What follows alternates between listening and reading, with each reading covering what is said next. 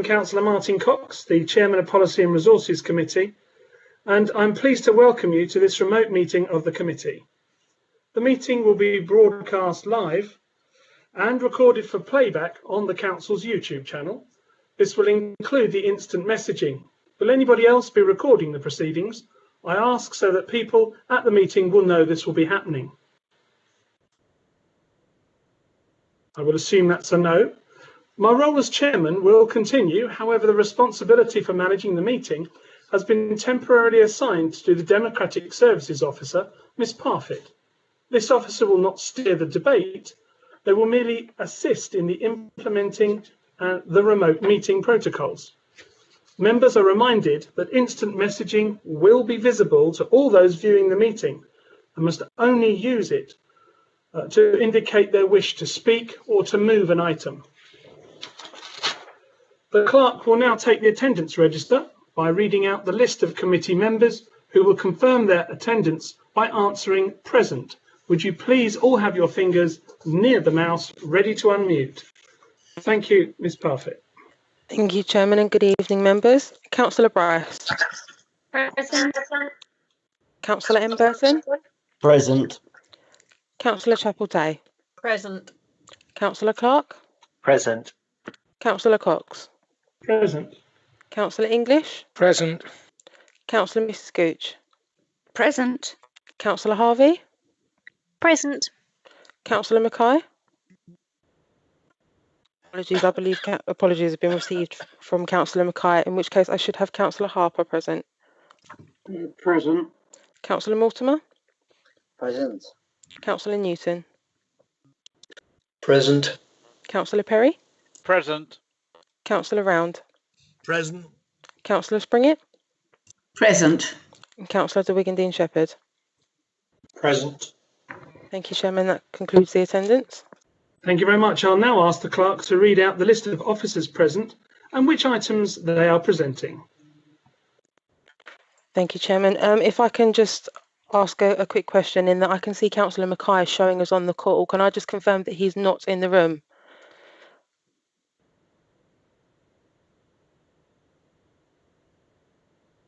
Councillor Mackay? Hello. Hello. Councillor Mackay, if you're present, you will not be able to have a substitute member. Okay. Well, I've got to leave in half an hour there, which is why Paul's substituted for me. I'll leave now if you like. Councillor Harper can substitute after you leave, or you can substitute from now. No, I'll leave now and let Paul continue. All right. Thank you. Apologies, Chairman. I'll now move on to the list of officers Thank you present, very if you're much. happy with that. Thank you for spotting that. Thank you.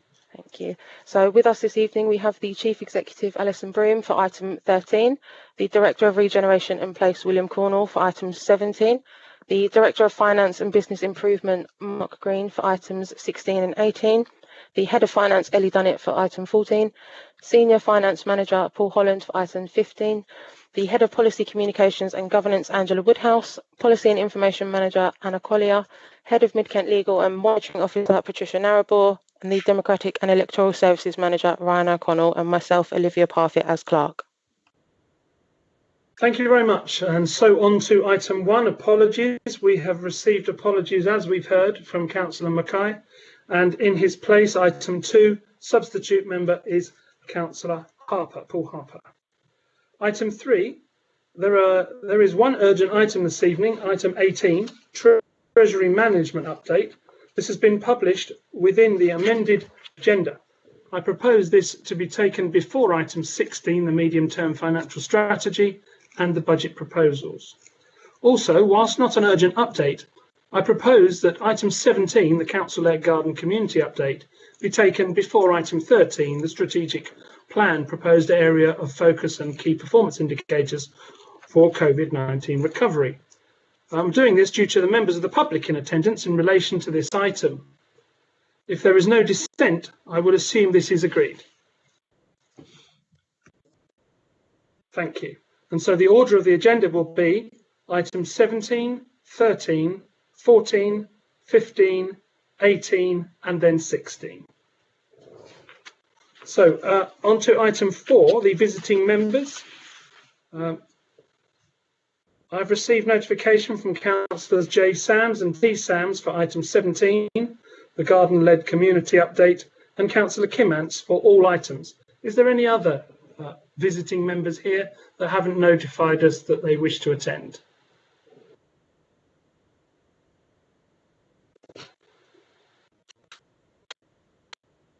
Okay, so I take it that the people that I've mentioned are here. They wish to speak on the agreed item, item 17 for the SAMs, and Councillor Kimmants reserves his right for all items.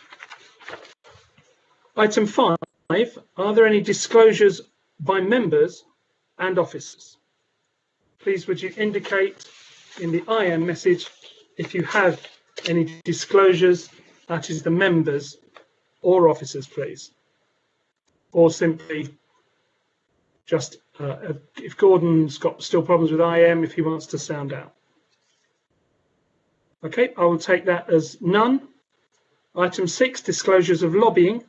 The clerk will ask members of the committee if they've had any disclosures of lobbying. They must answer either none or yes, and then specify the agenda or item. Ms. Parfitt, would you please proceed? Thank you, Chairman. Councillor Bryce.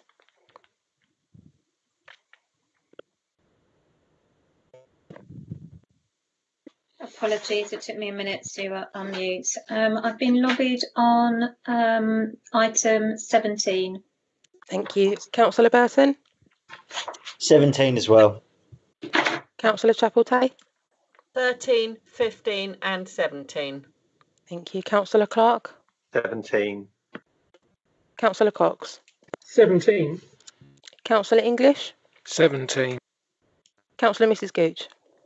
Items 13 and 17. Thank you. Councillor Harper. 17. Councillor Harvey. Items 13 and 17. Councillor Mortimer. 13 and 17. Councillor Newton. 17. Councillor Perry. Items 13, 16 and 17. Councillor Round. 13 and 17. Councillor Springett. 17. Councillor de Wigan Dean Shepherd. 17. Thank you, Chairman. That concludes the lobbying. Thank you very much. On to item 7. As there are no part 2 items this evening, I propose that all items will be taken in public, and I will take your silence as agreement to this. Thank you. Item 8, the minutes of the meeting held on the 16th of December 2020. I plan to move that the minutes of the meeting held on the 16th of September be agreed as a correct record. If there is no dissent, I will assume this is agreed. I will not go through the minutes page by page. So if anybody wishes to make any amendments, would they please speak now?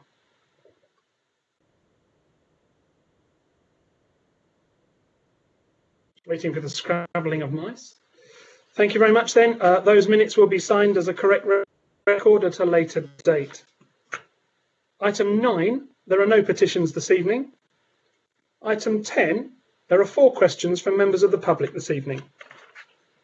So I now call upon Miss Kate Hammond, who has a question. Thank you, Chairman. Your report on the council-led garden community states that very good progress continues to be made with the project. In the last 12 months, you have dropped the high-speed rail station, motorway junction and the secondary school from your plans. There are countless other issues with the proposed site. 3 principal landowners have pulled out of the project, and there seems to be a lot of confusion on how many homes the site will be able to deliver. You're resorting to scare tactics such as compulsory purchase orders. You have not made any progress in getting even one landowner to sign terms. Apart from a promised collaboration agreement with Homes England, please can you explain what you believe to be very good progress? Thank you very much, Mrs. Hammond. I would consider that very good progress has been made, given that the project now features as a draft in the allocation of the local plan review at Regulation 18B stage. The project concept has been validated by due diligence commissioned by the council acting as land promoter, by a specialist consultant team appointed by the local planning authority, and also by an extensive due diligence package commissioned by Homes England. Furthermore, the government's housing building agency, Homes England, are close, we believe, to entering into a collaboration agreement, and we feel that they are absolutely the partner of first choice for the project. This committee has always been made aware of the process of developing the eventual master plan, and it's an iterative process.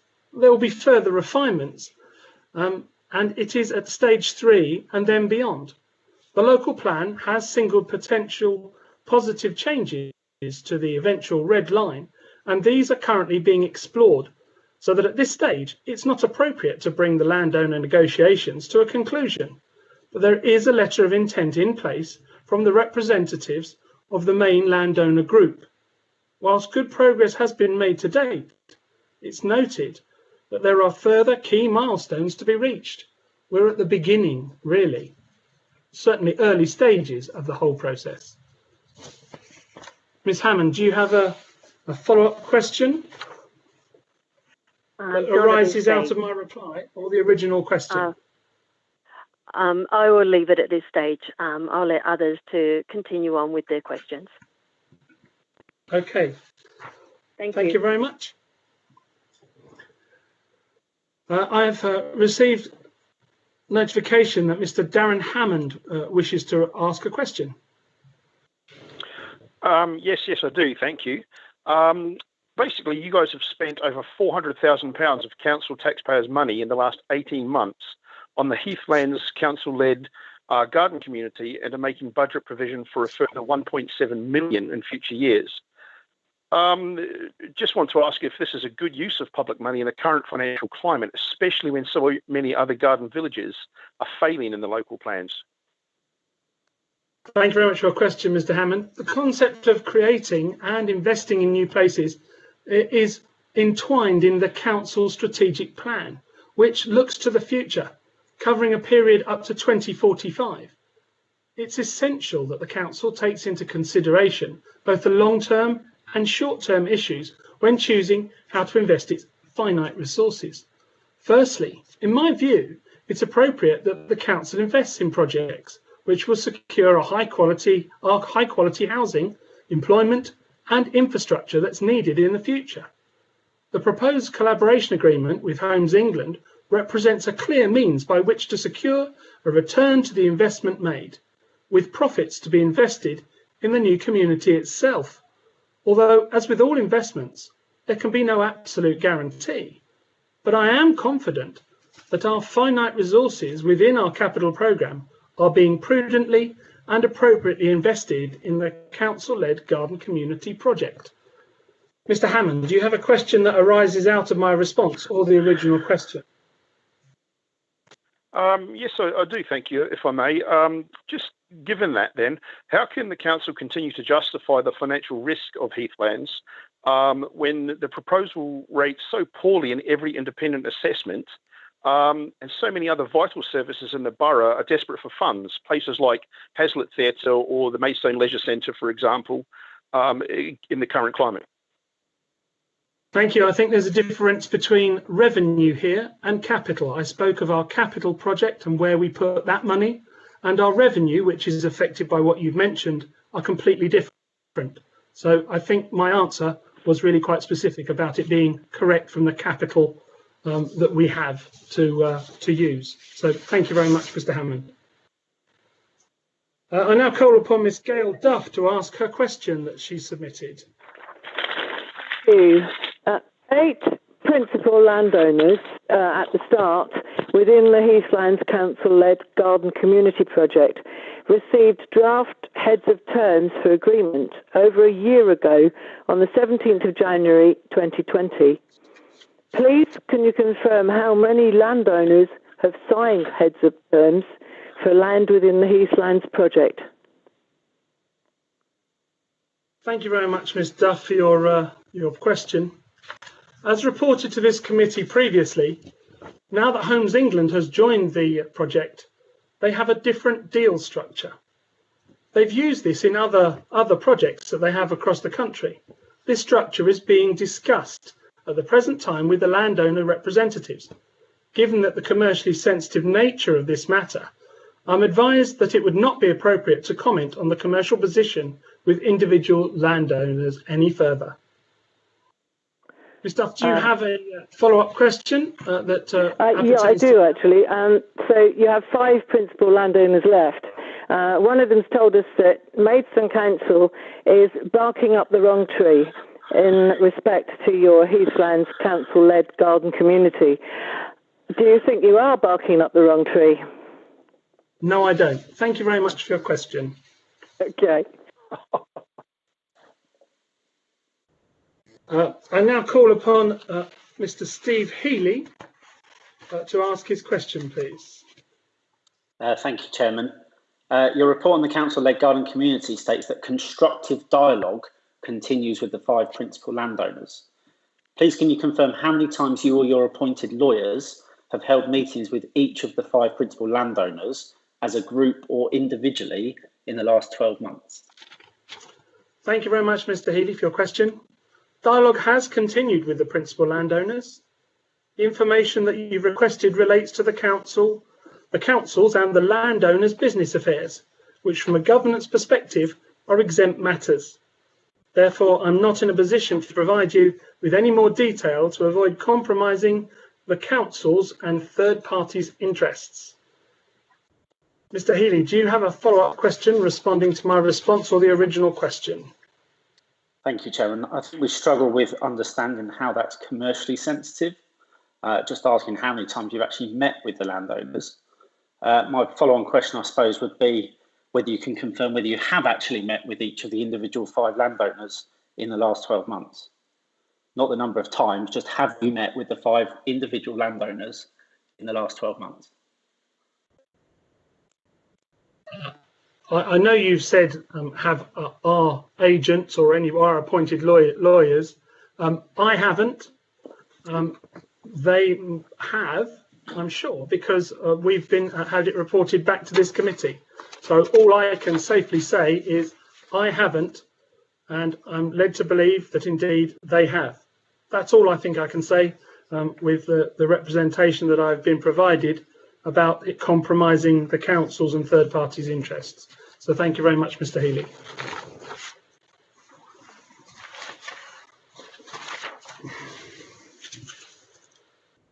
This concludes the question and answer session from members of the public. I would now ask that members of the public present leave the call and continue watching the public proceedings of the meeting live on the council's YouTube channel. And we have fingers crossed that it is actually there for you to go to. I'm sure it is, or we would have heard.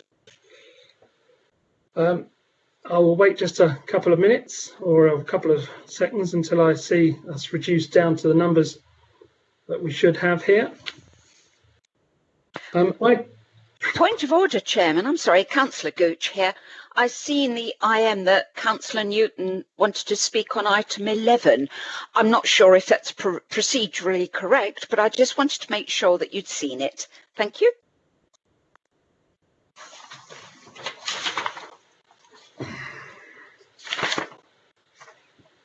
We haven't got to, well, yes, I'm about to get. I beg your pardon, Chairman. I'm sorry. To get there. Yeah, I've got That's ahead of myself. Very kind of you to look after me there. That's very I'm sorry, Chairman. At that point, I wasn't looking at the IM because I've only got 2 eyes. But thank you very much. Item 11, questions from members to the Chairman. There are 2 questions from members to the Chairman. And so I call upon Councillor Jay Sands to ask her question, please. Thank you. Mr. Chairman, at last week's SPI meeting, the chair of SPI informed the meeting that the consultation timescale change was an officer decision. Throughout, we had said we were happy and indeed pushed for the period to be 6 weeks due to the pandemic. Our concern remains process and transparency and the independence of the SPI committee. Can you please therefore enlighten me as to what the decision-making process, what specific information was available, the timeline of conversations from the start to finish, and who was spoken to and in what capacity, and who signed off that decision? Thank you. Thank you very much. This question has already been answered in email exchanges with the Chief Executive, yourself, and yourselves on the 23rd of December, 31st of December, and also copied to all councillors, and on the 8th of January 2021 this year. The period of consultation was extended from the 22nd of December to the 8th of January in a way that is consistent with the Council's constitution. The Council's scheme of delegation enables officers to extend a period of consultation.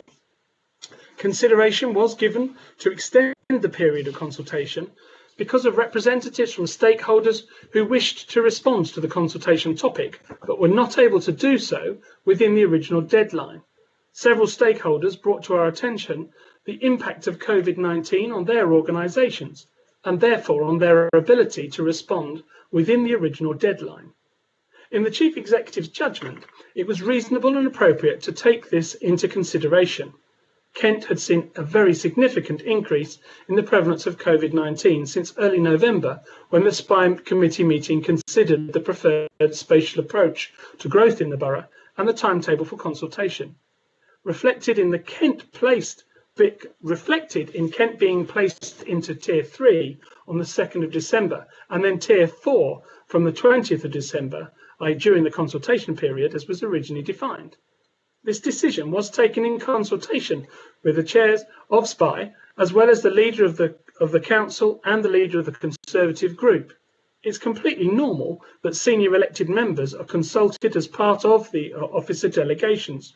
There was no time for a further report to be taken to SPI committee on this topic. You'll see that from the date specified. And the council publicised the extension of this time. The matter was subsequently reported to the Strategic Planning Infrastructure Committee on the 12th of January. I hope that's satisfactory. I don't think I asked whether you have any follow-up questions, or do I? Could I just have clarification on that? It's so long since we've had a member's question. Chairman, members are entitled to ask a supplementary question. Excellent. In which case, do you have a supplementary question, Jeanette? Yes, I do. Thank you very much for that full answer, Mr. Chairman. Can I just ask, if you were, obviously you said that you were in your capacity as leader of the council, could I just ask that why the deputy leader and the other group leaders were not involved, but only the Conservative leader, who obviously was vice chair of P&L? Thank you. I think reasonably you've just answered your own question. I was spoken to, and John as the deputy, the vice chair of this committee, and SPI was contacted. So those are the two responsible bodies and committees that would have potentially been asked to agree this as a committee, but we couldn't do that in the time. It was over Christmas, within that period, to take the decision that was made. And I'm happy, unless you want anything further, in which case I suggest we do another email round to clarify anything else. I wouldn't want to say anything out of turn that might be picked up by legal, but I think I've answered your question. Thank you very much. Thank you. Okay, we have received a question from Councillor Newton.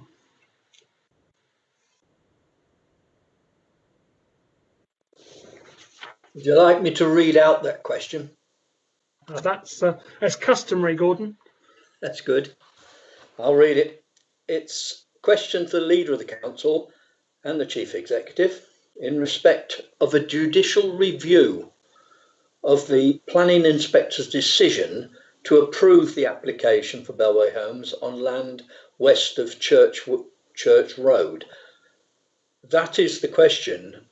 Now, having had two decisions by Maidstone Borough Council's duly elected planning committee and one refusal by this very committee, the Policy and Resources Committee acting as the Planning Referrals Committee, to refuse the application to build 450 houses on land west of Church Road. As there appears from the report, from the inspector's report, to be a number of serious inconsistencies within the planning inspector report, will this committee now recommend that a judicial review of this decision, as they were the attackers of the application, will they review that decision to have a judicial review? Thank you very much for reading out your question, Gordon. To my mind, having read the appeal decision, and in particular the costs decision, I'm unclear on the serious inconsistencies which you state but don't specify. In the costs decision, the inspector found that no substantial evidence had been put forward to draw the reasonable conclusion that a highway safety problem could be created as a result of the increased traffic flows at the junction of Willington Street and Daringwood Drive. Taking account of the appellant's traffic modelling evidence, scheme design for a new junction, costs on this ground were accordingly awarded. As the inspector's conclusion are fully reasoned, there are no significant grounds for a challenge at this appeal decision. Gordon, do you have a follow-up question for my response? It's a statement, actually, but the appeal decision makes frequent references to the fact that Maidstone Council have followed the recommendation of the planning officer to approve the other sites, H5, 6, 7... Are you going to turn this into a question for me? Sorry to cut in. I will do in a minute. Just let me finish this paragraph. I've lost my place now. In spite of the expected congestion that results from these same conditions not having been implemented, in effect, the inspector has seen 5 wrongs and concluded that makes a right. The input from KCC regarding the current level of congestion at Willington Street appears to have been ignored. There are no plans by KCC to carry out work to the southern part of Willington Street. Therefore, this application does not follow the paragraphs in M19. They're in there. You should have all seen them anyway. They're in there. And that is one of the reasons that a potential judicial review could be brought forward. Gordon, can I just say that a judicial review, I believe, is there if we question the judicial procedure has not been followed, so that the judiciary at its height could judge whether something has been done incorrectly. And I believe that there is nothing that judicially has been incorrectly followed. You're going back to parts of the whole case and what the inspector looked at. So I don't believe that I can put forward that this committee does that. So you'll have no objection. So you'll have no objection to a private one being taken out using evidence that exists. Well, obviously, if it's a private one, nor I can say anything. If somebody wishes to judicially review it, that's their own option. There are so many as much errors. as I can, Gordon. I'm sorry. There are so many errors if you read this inspector's report.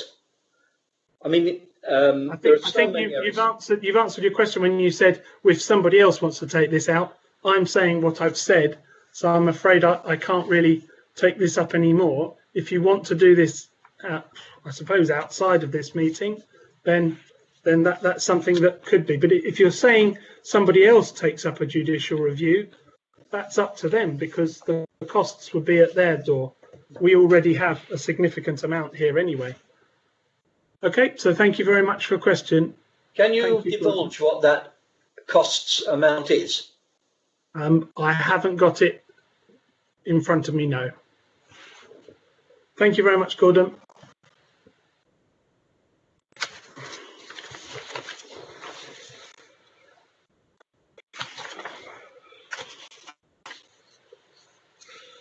Okay, this concludes the questions and answer session from members to the chairman. So on to item 12, the committee work programme. I would like to inform members that 2 additional items will be added to the work programme. An appraisal subcommittee for the 10th of February 2021 meeting. Also reference from SPI to make a request for funding under the Biodiversity and Climate Change Action Fund, date to be confirmed. But if you wanted to move to page 8 in your papers, if anybody has any questions, can I just look down now? I've seen that Paul Harper was talking to the previous item, but has anybody else? Let's take out people present. Sorry, I've got hardly any IM messaging showing. Councillor Springett would like Councillor Springett, thank you very much. Thank you. I was just going to comment that the number of items coming to the 10th of February meeting are quite heavy. And then there's no March meeting showing there. The other items all have to be confirmed. So I just wondered, was there a March meeting planned, and would it be possible, if necessary, for some of those February items to be deferred to March if the meeting was running late? Thank you very much for that, Councillor Springett. Ms Parfitt, do you have, I don't believe there is, because this one comes, the 12th comes quite hot on the heels of this one, I suppose. I believe I even have an agenda setting tomorrow for it. But Ms Parfitt, can you answer the date for something in March? Yes, Chairman, if I could just have a moment. Thank you.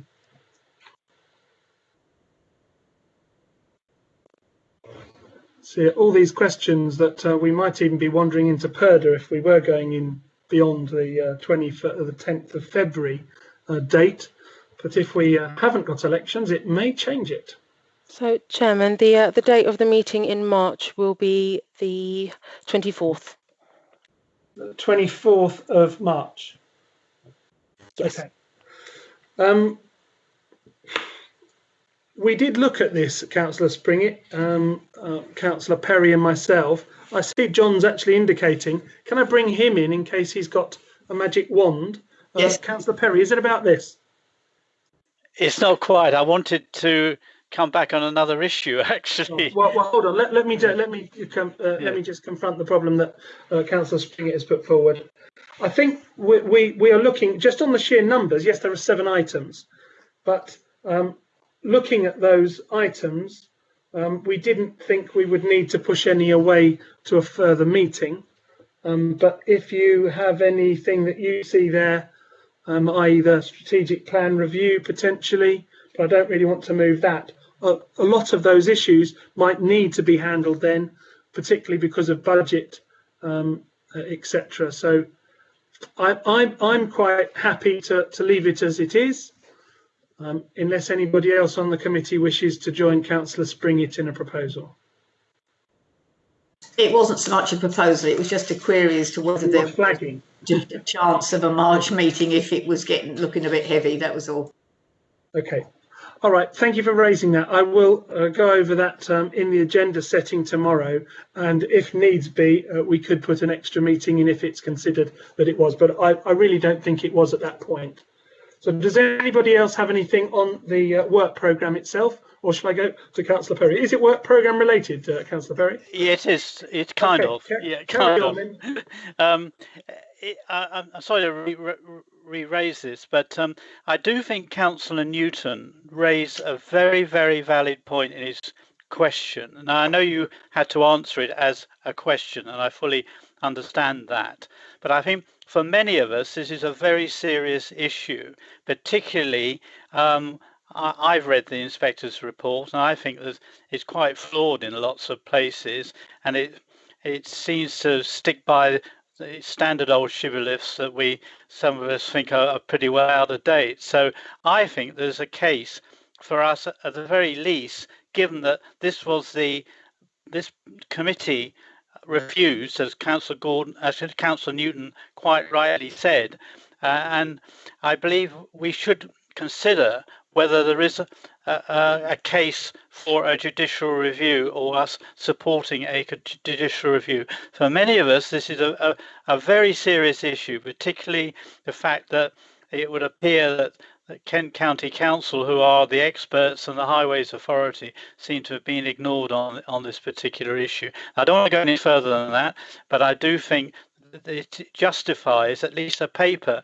to this committee setting out the pros and cons for a possibility of a judicial review to consider, because it's such an important decision that was made, and I think a lot of us feel very, very unhappy about it. So I do support what Councillor Newton has just said. I think he was very right to raise it. Thank you. Thank you, Councillor Perry. Could I turn to our legal representation, the head of legal, Patricia Nairbold, please, to just see her initial response to the items that have been raised. I'm not taking this as an item really on the work programme. I will take it as a separate, because it really isn't to do with that at the moment.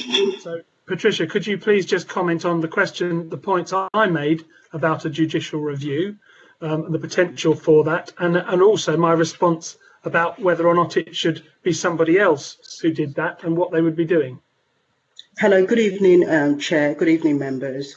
I've heard the comments regarding suggesting to the Council that a judicial review challenge be embarked against the inspector and the decision that was made. Now, judicial review can only be made on particular grounds, 3 grounds really: if there's been procedural irregularity, if the decision is irrational, and if there's illegality. And the first step that has to be taken by the Council is, if indeed there is merit in lodging a claim for judicial review, we've got to ask the High Court for permission. So the High Court will, in any event, have to consider if those grounds have been met. Now, even when you get to that particular stage, there are cost implications. Generally, when we conclude court proceedings of a significant matter, we review the decision that's been made as usual course, and if there is concern, then we decide what to do. So the legal officers would have undertaken that particular exercise in any event, and therefore I don't think those 3 grounds are really made out. In terms of the highway implications, those really featured in the appeal, and therefore the inspector, obviously being mindful that his decision or her decision is appealable, would have taken into account the relevant policy considerations, and that includes the highway policies of the county, and therefore, if the Council does want to embark on a judicial review, I think the cost implications need to be taken into account, and also it has to be made on a reasoned basis. If the case is weak in terms of mounting an appeal, then the Council has to have a justification for mounting an appeal. Otherwise, we as lawyers can be challenged for embarking on a frivolous claim, and challenged in some other way. So internal guidance and a view can be provided to members or to the officers concerned and the relevant members, so that can be taken outside of this meeting. Thank you, Chair. Thank you very much. John, I'll let you just respond in brief to that, and then I have Councillor English and Councillor Harper after you.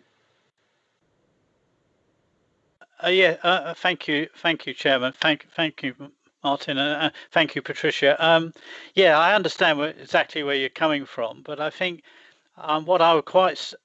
there are issues here in this decision, I think, that we need to look at. And irrationality may be rather extreme words, but I think that is an issue that we want to look at, because clearly we based our decision, and it was looked at 3 times in this council, largely on the basis of the advice given by Kent Highways. Now, that seemed to not cut a lot with the inspector, but clearly that is a big issue. And I think I would quite like to see something on page paper for us as elected members to decide which way we'd want to go. We may decide at the end of the day that it's not worth doing, or it may be too weak a case, or the cost implications may be too high.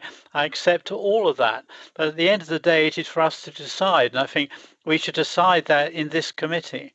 So that's why I'd quite like to see some sort of paper coming forward that was set out very clearly what the issues are, because I feel still very, very concerned about this decision. Thank you. Thank you, Chair. An appeal against the planning matter must be undertaken or commenced within 6 weeks, or by 6 weeks of the decision being made. I can't remember the precise date of the decision.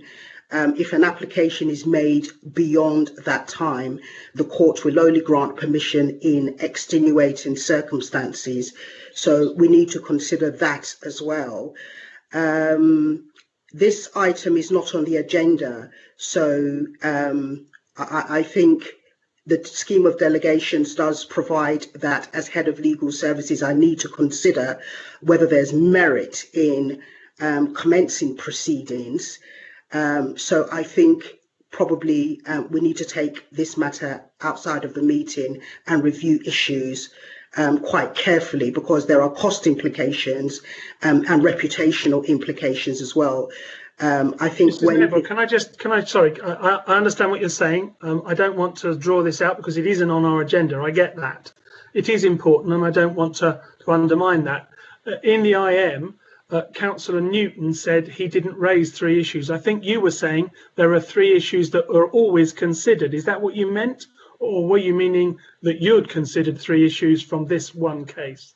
Sorry, but before a judicial review proceedings can be started on either of the 3 grounds, if a party is able to demonstrate that there has been a procedural irregularity, i.e. proper process was not followed, or the decision was made on an irrational basis, and irrational has a technical meaning within judicial review principles.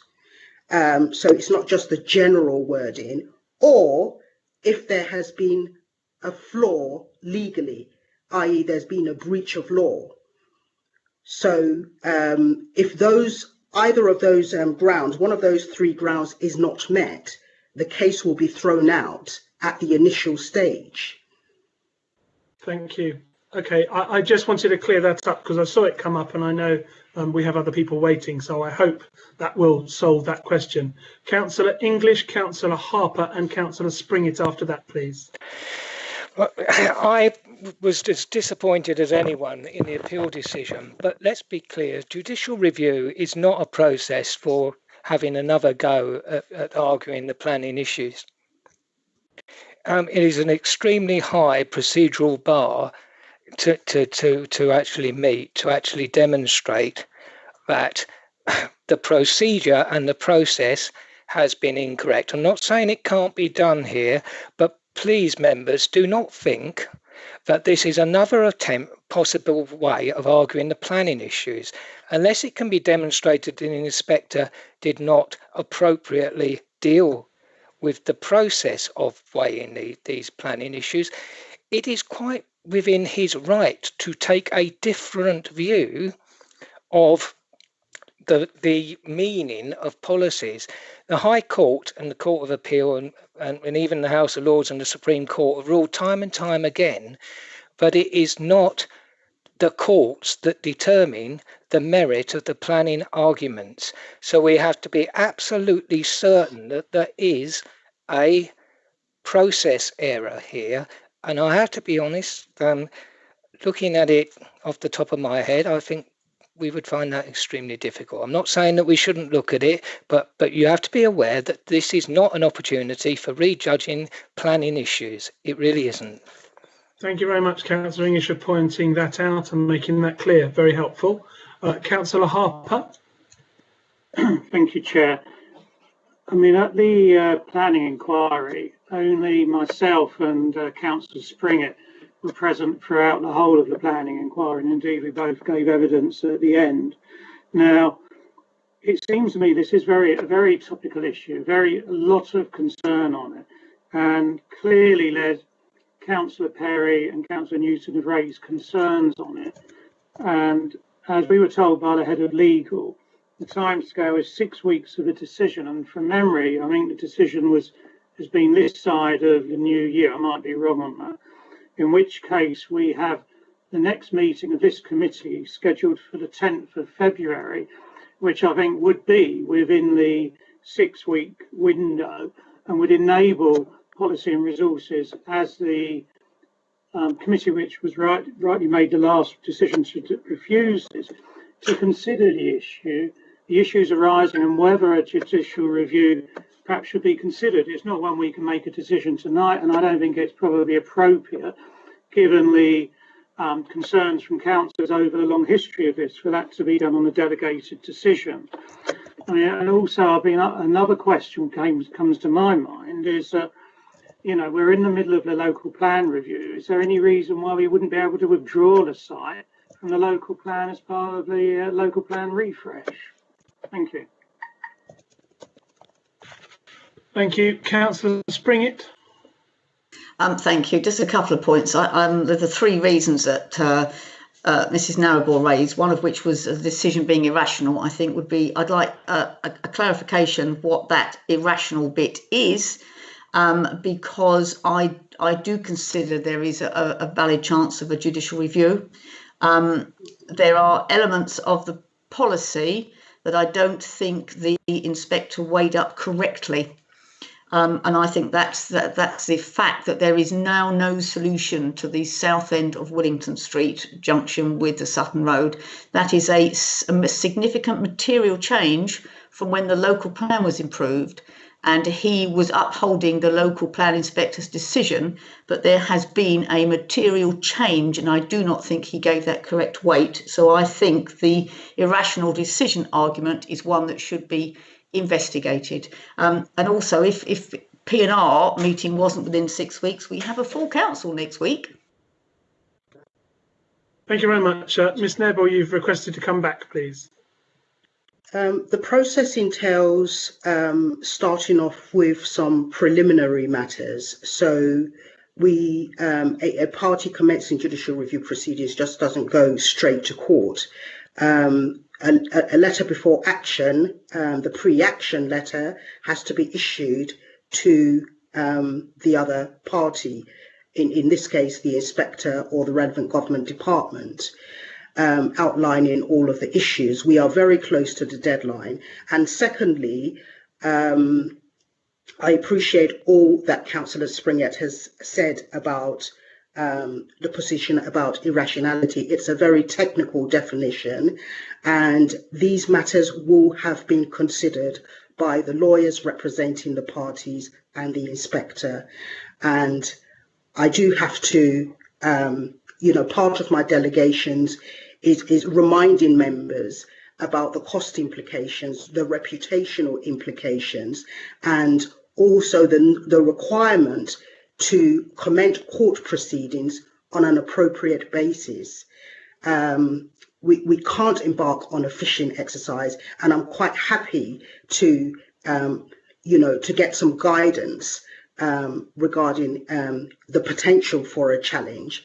But I would advise against the council commencing such proceedings, unless there's appropriate justifications that fit in with these three grounds. And looking at the decision, reviewing the decision, the lawyers would have considered it. I'm not sure that there is a strong enough ground to, and I think the council needs to be mindful about the cost implications. Thank you, Chair. Thank you. Can you just reiterate, you initially said 6 weeks from the decision date, but you're now saying that timetable isn't structured in that way. We have to give them prior notice, or whatever the proper word is, that's a layman speak. Can you just come back as to what you think the time levels are? Because I've had Councillor Harper a member of this committee who wishes to move a motion, and I want to know before A, that you read it, and B, whether it would fit in with your timetable that you're saying is now pertinent to this. So so the council will have to serve the pre-action letter, the preliminary letter to the government department, the inspector, within 6 weeks of the decision. Right. And it's only in extenuating circumstances that the court will allow the application to be lodged and the preliminary letter to be issued outside of the time. But I think these are matters that need to be considered outside of the of this meeting, because we need to think carefully about, I can't remember the precise date of the court decision, so I need to remind myself about the deadlines from when the letter has to be issued and the actual application. I want to be really careful here, because I don't want to say that we have a motion if the timetable won't allow that. And you have also suggested prior to this, Ms. Snareball, that you would be able to seek advice that could be considered by the chair and vice chair to see whether we should therefore carry this as a report to come back to this committee. But if I go ahead with what's on here, and I believe I have to, I have a motion is put that we have a report back to PNR in time to meet the legal deadline concerning the Church Road appeal. Can I, just before that motion is considered, the work that needs to be undertaken to prepare a claim, the pre-action letter, first of all, and dealing with the response to the pre-action letter, does take some time. And also, it takes the relevant time to prepare the court claim and supporting evidence as well. So the timeline is key. Now, the motion, I'll leave members to deal with the motion. There are implications. If you require a report to come back to this meeting, we may not meet the deadline. So if members wish to consider the legal requirements, can an update not be provided to the chair and deputy, or indeed to all members? And perhaps a decision can be made outside of this meeting, because I am just mindful that the deadline will pass. That's assuming that there is merit in commencing proceedings. Okay, can I just say, I'm going to pause it there, because I would like to hear from Councillors Bryce and back to Springett. Councillor Harper, can you make sure that that actually sort of reads properly, because I stumbled slightly. It may be that I just reading 4 words at a time, if you see what I mean. Can you check that would meet an actual proposal? Councillor Bryce. Thank you, Chairman. I'm just clarifying some dates for you. So the appeal decision was provided from the inspector on the 7th of January. So if my primary school math serves me right, 6 times 7, 6 weeks, it's 42 days, which if we've got 31 days in January would take us to February the 18th, there or thereabouts.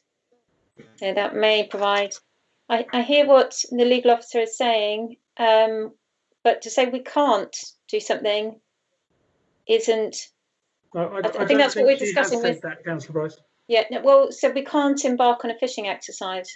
So, I mean, I'm with Councillor Springett here.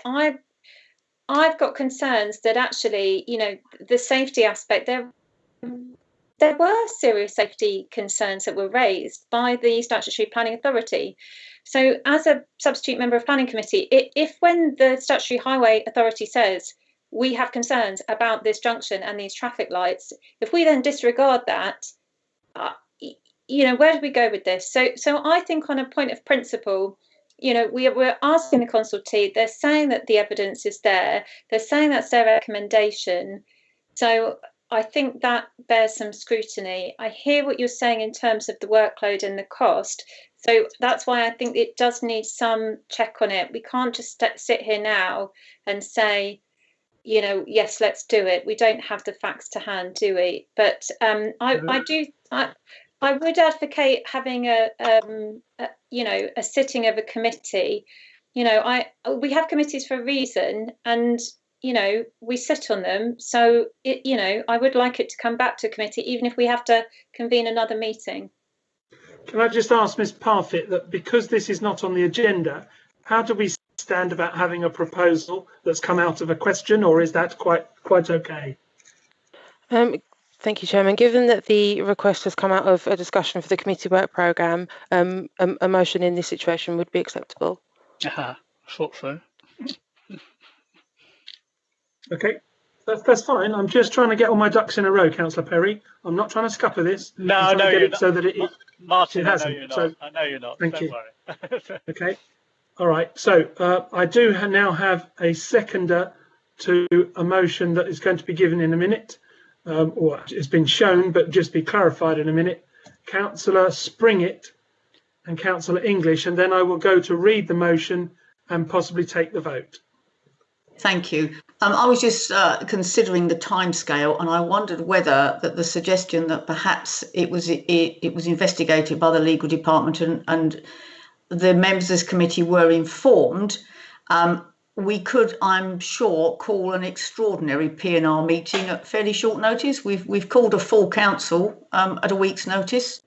So I think we could, if the information came back to us and we felt that we wanted to discuss it at a meeting, we could call an extraordinary P&R. So I would perhaps change that motion to say that the P&R committee be informed of the council's view on the Council's view. So we're asking a second opinion of Council.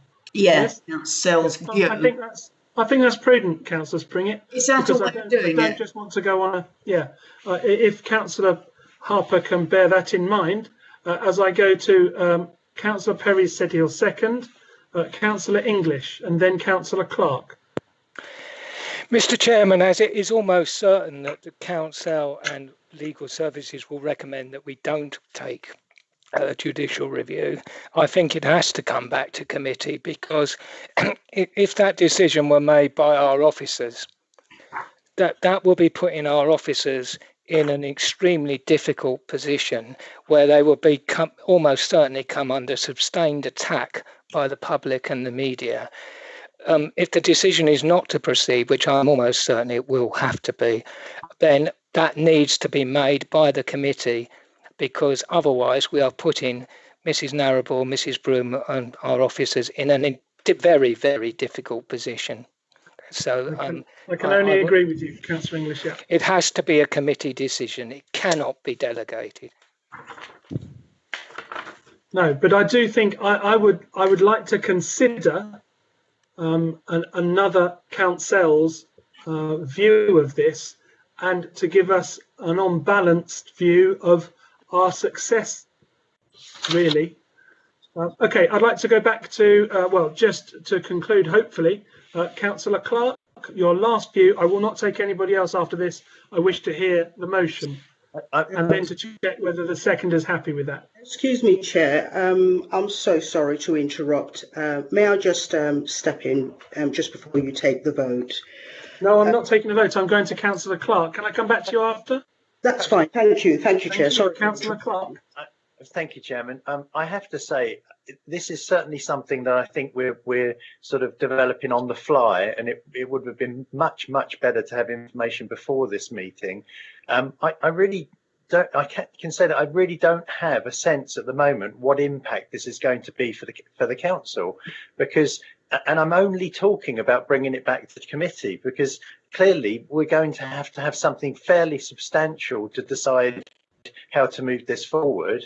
And I really would like to hear from officers about what's involved in just bringing this to committee at a level that we would be clear enough of our position to decide in terms of cost, resources and everything else that may be involved.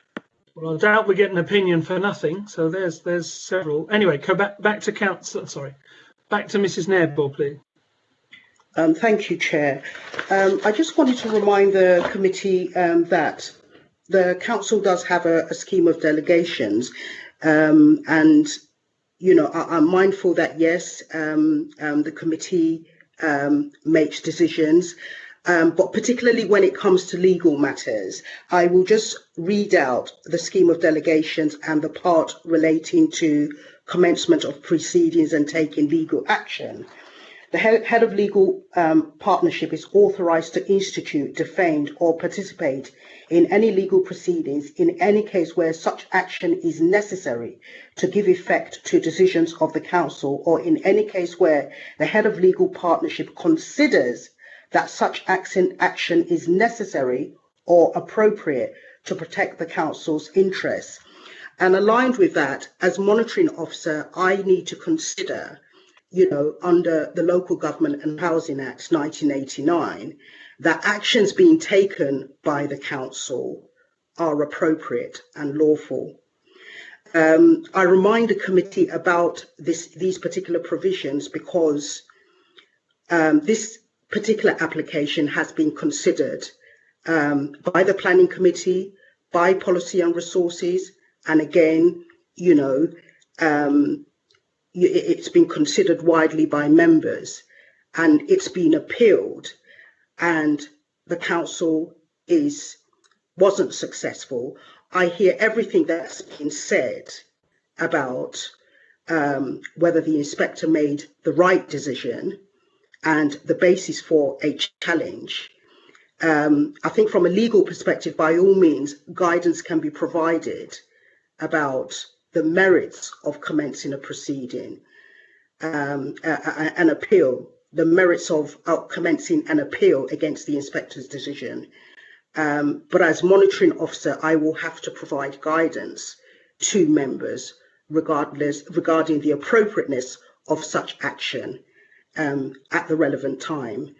Of course, clearly the merits can be considered, but I just want to remind the committee about that the delegation is, you know, if as members you instruct me to commence legal proceedings, I will have to advise the council about the merits of such a claim. So I just want members to kind of be aware of that. Thank you, Chair. Can I also point out that any advice we are given would be on yellow pages and would not be transferable out of the council. It is for councillors, not an external group or anything like that. That would, I believe, is that correct, Ms. Neville? Such advice would be legally privileged and therefore should not be released to third parties. Thank you, Chair. Okay, with all of that in mind, I think it's good to have these conversations. I don't want to stifle them. Paul, have you now got an amended motion to put forward? Hopefully this reads a bit better. So a report on the Church Road Inspector's appeal be presented to the 10th of February 2021 Policy and Resources Committee or an alternative extraordinary committee meeting, and that in the interim the Chief Executive be requested to seek appropriate legal counsel's review of the inspector's decision. That's what I'm moving. I've heard what the head of legal's advised, and I feel that all her concerns would be clearly stated as part of that report. Further legal advice on whether we ultimately can go to an appeal or not. Oh, judicial review rather or not. I think to obtain the information, I'm more in favour of what you've just said there and proposed. Councillor Perry, are you happy to second? Yes, I am. Thank you. Okay. To obtain more information is really is where we're heading, I think. So we will see how we now vote. I know this is just like a named vote, if you like, because we have to answer in alphabetical order, but please just understand that I'm passing over to Ms. Parfitt now to take your vote for the amendment or to vote against this amendment, or obviously to abstain. Ms. Parfitt. Thank you, Chairman. Councillor Bryce. For. Councillor Burton. For. Councillor Chapel-Tay. For. Councillor Clark. For. Councillor Cox. For. Councillor English. For. Councillor Mrs. Gooch. Against. Councillor Harper. For. Councillor Harvey. For. Councillor Mortimer. For. Councillor Newton. For. Councillor Perry. For. Councillor Round. For. Councillor Springett. For. And Councillor de Wigan-Dean-Shepherd. For. Thank you, Chairman. With one vote against, that is carried. Okay, thank you very much for everybody's input there. I look forward to seeing the advice we get. It is recorded, Councillor Springett. I'm not going to read it out. Thank you very much for that. So that ends the work programme item. Let's move as swiftly on as we can, as they say. Just turning my page. Okay, we will now, as we pointed out at the beginning, be moving out of order slightly to item 17, the council-led garden community update. Prior to this report being given, Mr. Steve Healy will address the committee on behalf of Save Our Heathlands Action Group for a period of up to 3 minutes. Mr. Healy. Thank you, Chairman. Before you tonight is a further update report on the Heathlands project. We are grateful for these reports coming more regularly to this meeting, as we believe it begins to demonstrate more openness to this project. Unfortunately, that is where the good news ends. Each monthly report tells us that very good progress is being made on Heathlands, but we struggle to see this progress. In fact, we see a scheme going backwards. High-speed station dropped, motorway junction dropped, and the secondary school dropped. It was only last summer that members of this committee said that their support of this scheme was predicated on a motorway junction. Now there appears to be casual acceptance that placing 4,000 or 5,000 homes in the middle of the countryside, nearly 10 miles from a town centre, on the basis that a new mainline railway station is delivered, and which Network Rail have already said they do not support. Heathlands is the opposite of embracing growth and enabling infrastructure. It has a very poor planning case that goes against the objectives of your own draft local plan, and instead it's being driven by NIMBY local politicians that are trying to divert the attention housing to the peripheries of the borough, out of sight and out of mind, it seems. You will have seen in the press a number of local plans failing at inspection. These plans are failing in some areas due to the gamble being taken on garden communities. We circulated a few examples to you last week. The difference here in Maidstone, though, is that you are using taxpayers' money to bankroll this project that has more stacked against it than for it. There has been some progress to report in the last 4 weeks, however, in that Maidstone's appointed legal representatives have finally got back to the 18 landowners who have asked for their land to be removed. Landowners have sought genuine reassurance that their land would not be taken from them against their will. The disappointing response could not honour this request and instead simply says that Maidstone Borough Council seeks to reach agreement where possible in assembling land in the Red Line. This veiled threat of compulsory purchase is not acceptable and must be placed on record tonight by you, the leader, that this will not be pursued in the event of non-agreement. It is harmful to the local community and to those whose livelihoods depend on their land holdings. We're talking about agricultural businesses, grazing land, paddocks and other uses which are now becoming at the mercy of this council's land grab.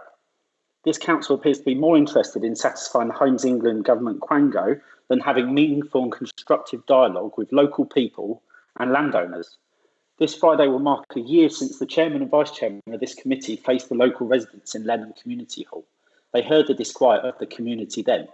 Yet this community, and more importantly the landowners within, have not heard a single thing from Maidstone Council or its appointed representatives since. Principal landowners claim they've not heard a thing in the last 12 months. You can't tell us tonight if you've even met them in the last 12 months, and small landowners definitely haven't been approached. Yet tonight's report paints a rosy picture that all is going well with Heathlands, and it just needs a few more nudges to get it across the line.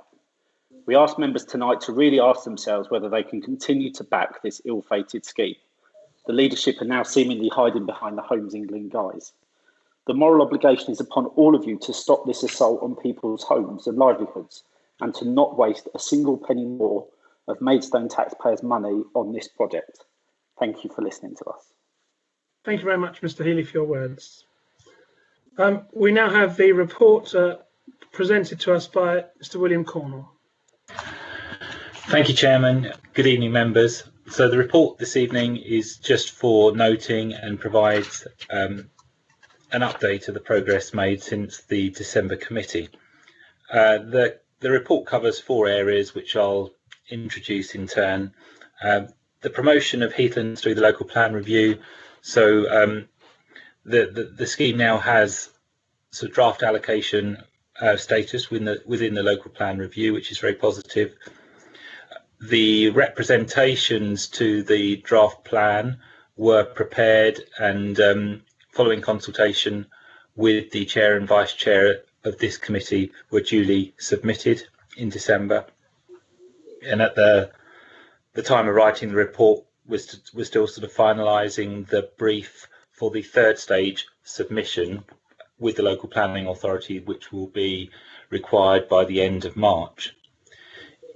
In terms of Homes England, we're now working very, very closely with them in terms of the 3rd stage submission, and the heads of terms for the collaboration agreement are near completion, and that means that the agreement itself is underway in terms of drafting. More likely than not, however, this agreement will come forward for consideration by this committee on the 24th of March rather than February, as I stated in my report. In terms of the principal landowners, as stated in the report, we are exploring land possibilities to the north of the railway line, in line with the request of the local planning authority. And that does produce some potential benefits in terms of reducing the overall number of landowners within the red line as well. So it's a very iterative process, but we're exploring those angles at the moment. So in terms of the spend to date, that's all set out within the report as well. So the report's for noting, but I'll of course be pleased to take any questions. Thank you, Chairman.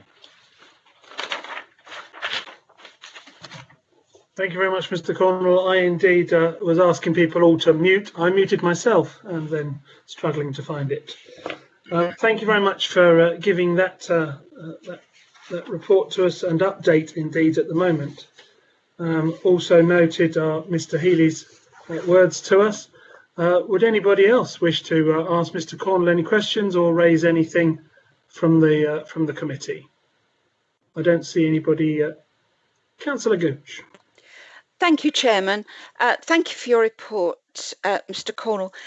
Can you please correct my understanding in that the whole project is still not yet set in stone because it hasn't actually finished emerging from the local plan assessment process?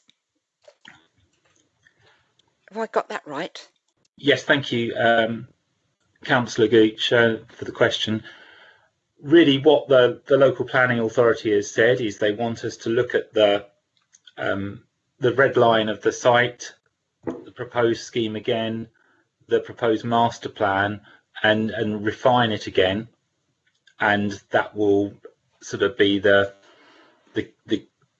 key document within the March submission to which I referred. So it's a case of ongoing sort of revisions to the red line and master plan in line with the lines of inquiry set out by the planning authority, all of which were sort of contained within their reports, which were in the public domain.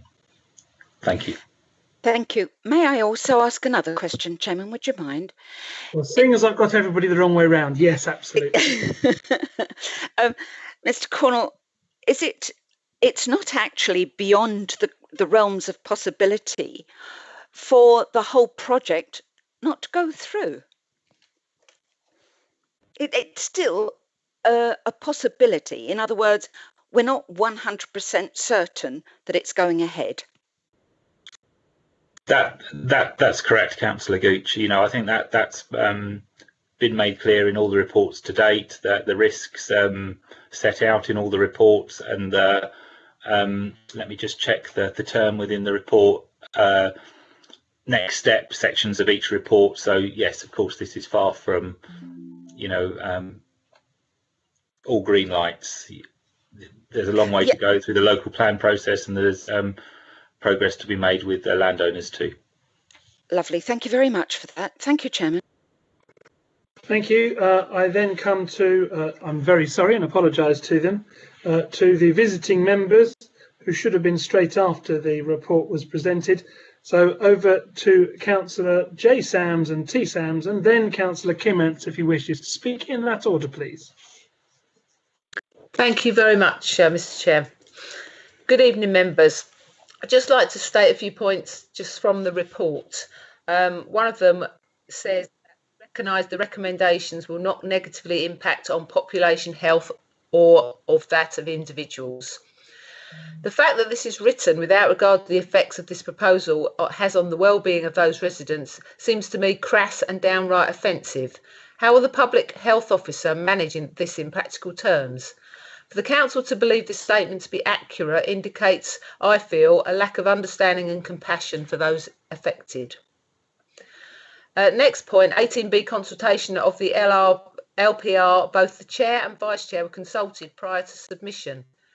Given the nature and involvement of this committee, and that the Heathlands project proposal is a P&R product with financial impact, as a member of this committee, I'd want to see all the detail put forward on my behalf. How many councillors have seen this? Are you happy to continue giving the delegation to the chair and the vice chair without seeing detail yourself? Another point, 321,000 has been spent on this project thus far, nearly a third of a million, councillors. I feel we should verbalise this considerable sum spent so far. Given the extraordinary position the council finds itself financially, I want residents to understand where their money is being spent. Given the significant opposition already shown and the fact that garden communities do not appear to be the panacea for solving our housing situation as was first thought, I'd like to remind members and officers of the fact at this point. Not around any expectation of any change, of course, but that each decision made, I feel, will put a further nail in the coffin of the local plan's success. The summary states, very good progress continues to be made with the project and increasing input from HE has been beneficial. Members, you can almost feel the sense of desperation mixed with relief that mentioning the Homes England at every point seems so hopeful for this project's success. I'm sorry, but this horse may not finish the race, or if it does, may not offer the odds you expect. But my money's on the former. Finally, members, not written in the report but mentioned in others and requested are the conversations that this council has had with Ashford Borough Council. Members should be aware of the discussions, and unfortunately, though talked about, nothing is ever documented. I believe that as promoters, you as councillors should be updated on this. At previous meetings, members felt not enough detailed information had been provided. Do you now feel this has been addressed? Members, there is much sliding by that is not being scrutinised and will leave the committee and SPI in a difficult position. Members and officers may be reassuring themselves with this positive report, but it is based on a foundation of mud which will sink sooner or later. Unfortunately, who will sink with it may be for others to judge. Thank you, members. Thank you very much, Janetta. Tom. Thank you, Mr. Chairman. I wasn't going to speak tonight, but I was contacted by one of our residents and I felt that his comments should be aired to members. He said If I was a councillor, and thank goodness I'm not, because I don't think it's an easy job, I would expect council officers to be keeping minutes of meetings with organisations such as Ashford Borough Council and Homes England, as these meetings impact so directly on my role as a councillor. I would expect to be provided with the written minutes of these meetings within a short time after they were held. I would demand to be able to attend these meetings, and if that demand was not recognised, I would express my dissatisfaction that a transparent process was not being followed. The provision of a new settlement of 5,000 homes within the ward is a massive and fundamental change to the nature of that ward, and a democratic process should surely allow the democratic representatives to be involved in this decision-making process. There may have been the case of secrecy before the major landowners were contacted, but they have been in the mix for some 12 months now, and to keep a veil as to what's going on under a pretext of commercial sensitivity just does not hold any water. If the council continues to be so unclear as to the process as to what it is going on, it will lead electors to doubt the motives of the key actors in this farce. It will not be possible for the Borough Council to demonstrate to an inspector at a future local plan inquiry that the duty to cooperate has been in play throughout the plan making process if the council is unable to produce the minutes of the relevant meetings. So that's what the residents said. I suppose what the resident is bashing on about is that there is never any evidence. Words are said without any substance to reassure people. As councillors, we are unable to perform our function to represent residents as information is just not simply shared with us. This, members, will all come out in the wash. Unfortunately, the local plan will fail and there will be more than egg on faces. Thank you very much. Thank you too, Tom. Councillor Kimmants. Hello, Mr. Chairman. Councillor Gooch actually stole my thunder because I was just going to remind everyone that it's not a done deal at the moment, and so I'm not going to bang on about it. I'll just say thank you very much. Okay, thank you. Right, throwing it reopen to other councillors. If anybody else wishes to comment at this stage, just give a couple of seconds for people to reach the mouse. If not, I don't see anybody else doing so. This report is for noting. I will take your consent to mark it as noted as your silence. Thank you very much. That report is noted. And we move on back to, so I'm turning the pages. We will now go back to item 13. Oh, sorry, I've got Councillor Bryce indicating. Carry on. Well, I'll tell you, I wasn't quite quick enough off the mark, but it was just really.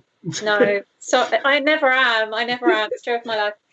It was just a point on. I don't know if I had an answer to the request about minute keeping, with meetings, say with other, with other with Ashford Borough Council, for example, with other authorities, and I didn't know if anybody wanted to come back on that, but maybe. I don't want to delay the meeting, and the item's gone. So, okay, I think that's something you could potentially look back at the minutes of the SPY meeting, because I think they cover duty to cooperate and how the procedure for that actually works. I think we're one of the few people that actually set that out. Thank you, Chair. Thank you. Okay, to item 13 then, the strategic plan. Proposed area for focus through 21-26 and key performance indicators for the COVID-19 recovery. This report will now be introduced by Chief Exec Alison Broom. Thank you, Leader. Good evening, members. This evening, we're seeking your feedback on proposed changes to areas of focus for the period 2021 to 2026. And this will become key to the detailed allocation of resources over that future period of time. As already agreed by the Policy and Resources Committee in July, we are undertaking a refresh and not a rewrite of our strategic plan. And we need to refresh for a number of reasons. Firstly, we've made progress since the plan was adopted in December 2018, and we need to take that into account. And secondly, significant change has occurred. Now, of course, change is normal. However, I think it'd be fair to say that the change over the last 12 months has been on a significant scale, and so we need to respond to this too. So in addition to looking at the areas of focus in the strategic plan, we've also drafted some specific key performance indicators with respect to recovery from the COVID-19 pandemic for you to consider. To help in doing this, we've also attached the assessment of progress against the 2019 to 2024 areas of focus at Appendix A. This is a reproduction of information that was provided to members in July. So if you perhaps just bear that in mind, the time when it was written. We've provided a summary of feedback from the public about their experience of the COVID-19 pandemic. That survey was conducted last year. And if you have any questions on the detail of that, then Anna Collier will be here to help. We've also taken into account feedback that we invited from all members over the summer on future priorities and areas of focus. Some of that was reported to P&R in September. And the key decisions made at that point in time are summarised in the report. But there were further considerations in October and November too. And there's been a lot of debate and other decisions have happened. So we've tried to factor those into the draft areas of focus. And then we've also taken feedback from the member COVID-19 Recovery Consultative Group, bit of a mouthful, I'm afraid, which has also had a key role to play in shaping our response to COVID-19 as well. And certainly from my perspective, that's been a very helpful source of what you might call soft intelligence, so people feeding back community and business views. So this is very much an opportunity for you to give your feedback on both Appendix C and Appendix D. And as you'll see from the report, we'll also be sharing these drafts with each of the service committees over the next 2 or 3 weeks. So we'll then take the feedback from yourselves today and from the Earl Committee, the Chi Committee and the SPY Committee over the next 2 to 3 weeks and bring the whole lot back to your meeting on the 10th of February and hope to be in a position where you'll feel confident to make recommendations to full council on the 24th of February. So I'll leave it there and obviously happy to take feedback and questions. Thank you. Thank you very much. I just want to look down and check what Councillor Harper, I have got in order Councillor Clark, Harper and Round, but I just want to check before what Councillor Harper is on about, please. Sorry, it was only that when I put it in first, or it said underneath the action couldn't be completed. Please try again later. So that's why I put it down twice. If it's come through. Okay. All right, that's fine. I'll go back to my original then. Councillor Clark first, then Harper, Round, Mortimer and Perry in that order, please. Thank you, Chairman. I've got a couple of points, so bear with me. On page 33, there is a mention of the relationship with community groups, parish councils, and there's a reference to CALC. And previously, I'd mentioned this in another review. Some of our parish councils aren't members of CALC. I know that Tobble Parish Council has sort of dipped in and dipped out. At the moment they are, but previously they haven't been. So that is something where I think when I raised it before, we had a mention from a member of CALC. I think it was at JTB, and he mentioned something about feedback, and I'd seen different feedback from parishes in my area. So I just want to make sure that we don't just look at CALC as catch-all for the parishes. I think we do need to engage with them beyond CALC, but that's not to say that that isn't a good starting point for the majority of parish councils. Also, I'd mentioned about you've got other groups like the North Lees Residents Association in my area, which they are the neighbourhood forum, but they're not a parish council, but certainly involved in these types of activity. And then on Appendix D, the page 36 So this is town centre footfall and town centre vacancy rates. Now, I know that the what would recovery look like point is on many of these items when that particular indicator goes to pre-COVID levels.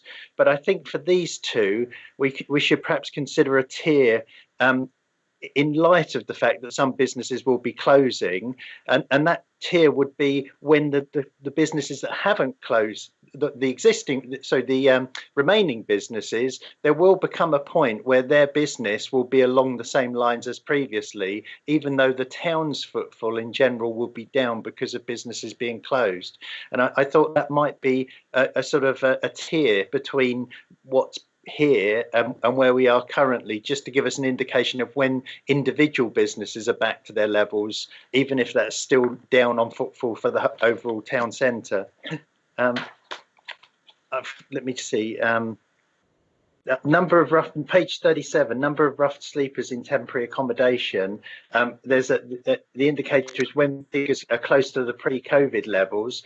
Well, given the success that we've had during the pandemic, I'm not necessarily sure that's really what officers mean there. I think we've almost got to continue with some of the better outcomes that we've had in taking care of those requiring temporary accommodation during the pandemic. And let me just see, I think I've got two more actually.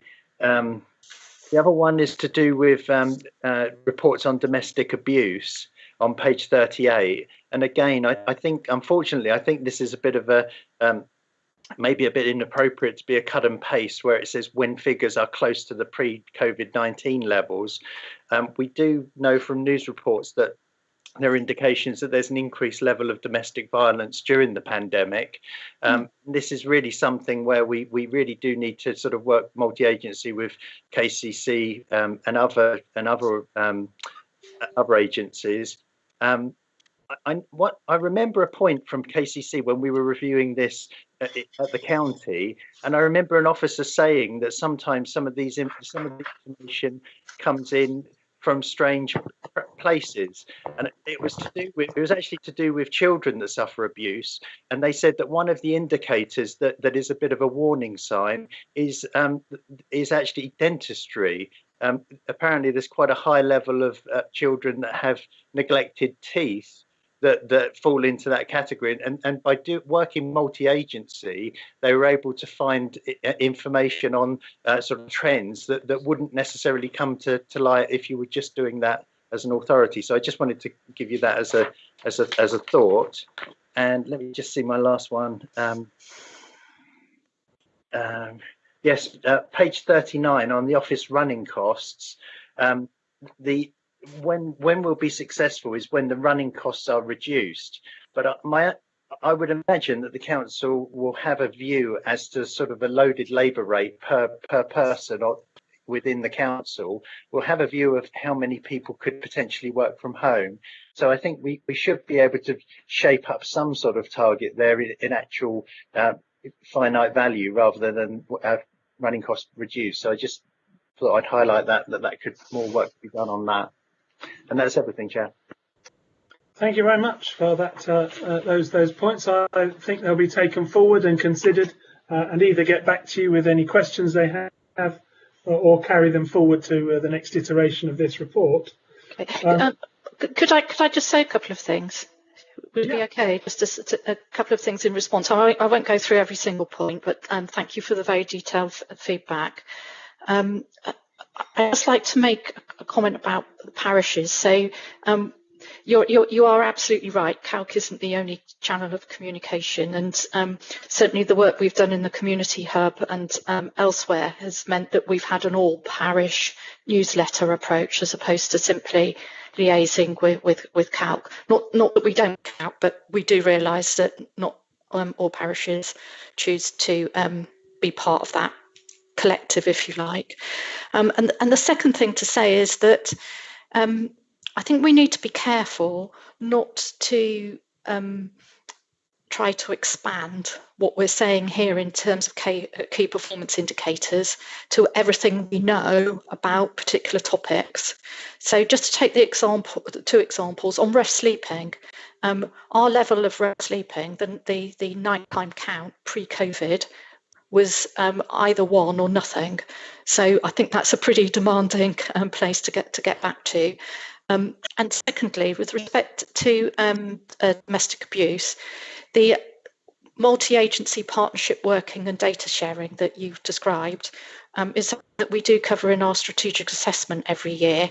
And certainly what we've seen during the course of COVID is that we have had an increase in reporting. We do have facts to base our analysis on, and that includes a significant increase in reports of coercive control, not simply the most obvious form of domestic abuse. And just to put your mind at rest, the adverse childhood experience arising from witnessing domestic abuse is also a big focus of the activity of our multi-agency partnership. Okay. I apologise, Alison. I wasn't making a comment on how the council works. I was really just giving a feedback on the individual points on the report. But I do take, I do appreciate that. Thank you. Okay, thank you very much. What I will do is, if the next two people would like to speak, and then if Alison wants to come back, that will probably speed things up slightly. So Councillor Harper, then Councillor Round next, please. Thank you, Chair. In terms of the report, I thought it was, very interesting, and I completely understand in a sense why the officers are preparing an update to the plan, which we now as councillors need to give consideration to. I've got a number of specific points which I'll go through, and Alison can either answer or they can probably be referred perhaps to other committees. The first one is, I noticed that there's a reference to deleting the Go Green, Go Wild initiative, which, if members remember, will cast their minds, but when we agreed the strategic plan, that was one of the proposals actually inserted into the plan by our previous leader, Councillor Fran Wilson, in terms of helping with biodiversity and so on. And I was quite... What page, Paul? Oh God, I haven't got that because I think I said I didn't have the stuff in writing.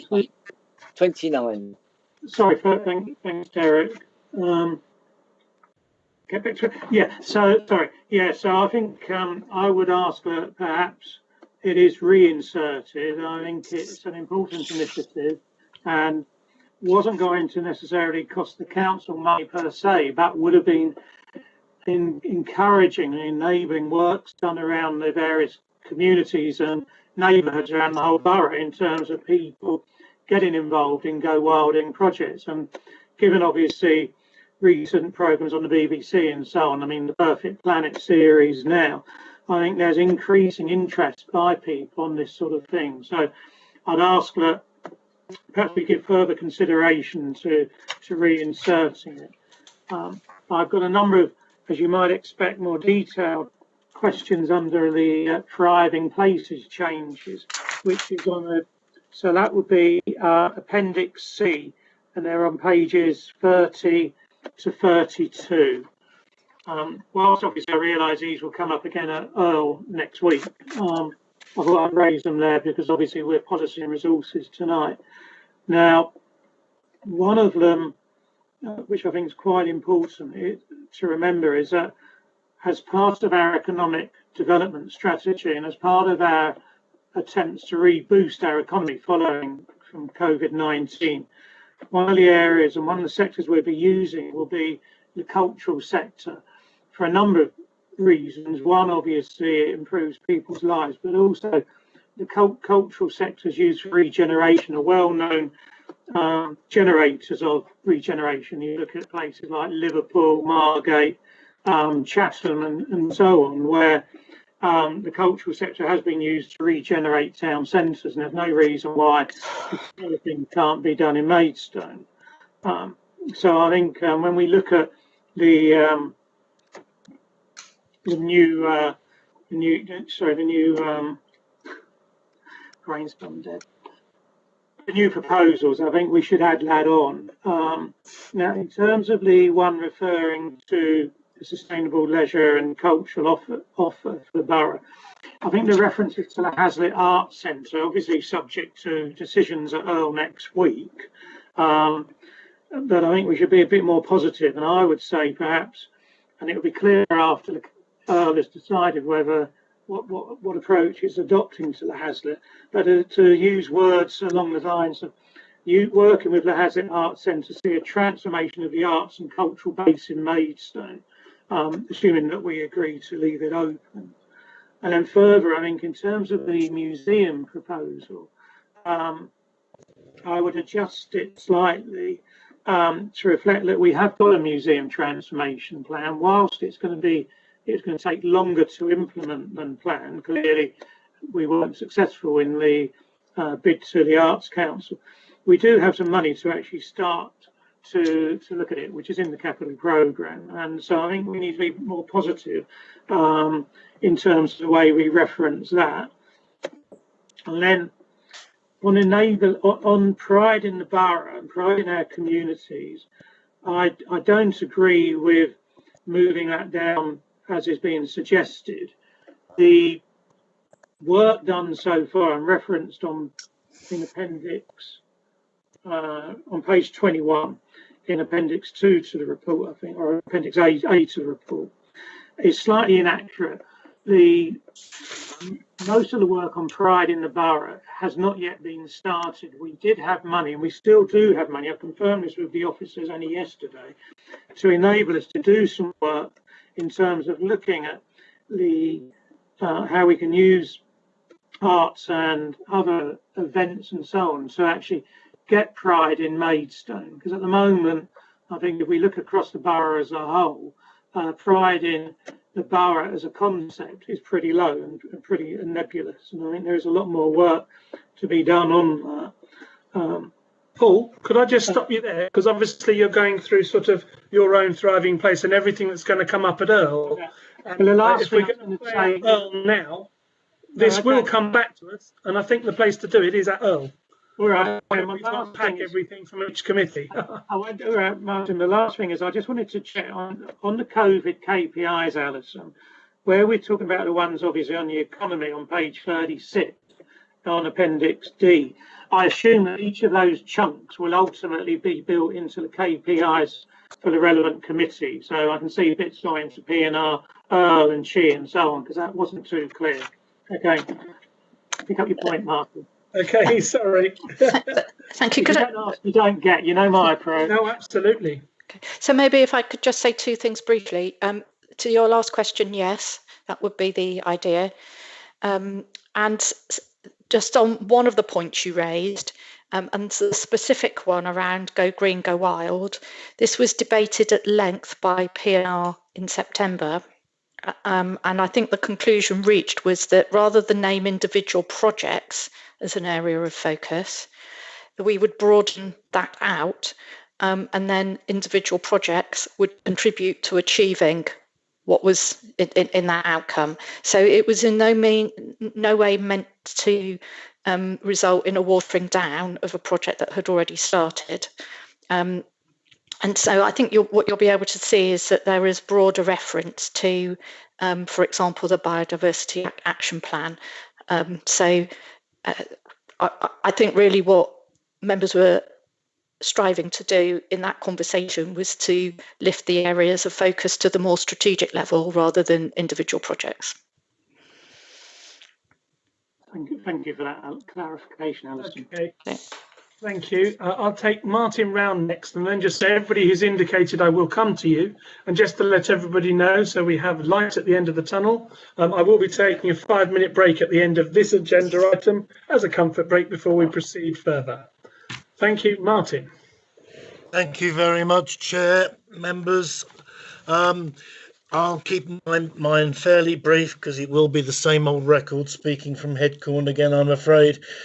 I would like to see, on the basis that whilst the local plan is doing a considerable amount of work on gypsy and gravel assessment, some sort of detailed focus on the potential provision of some form of G&T provision of some sort or another.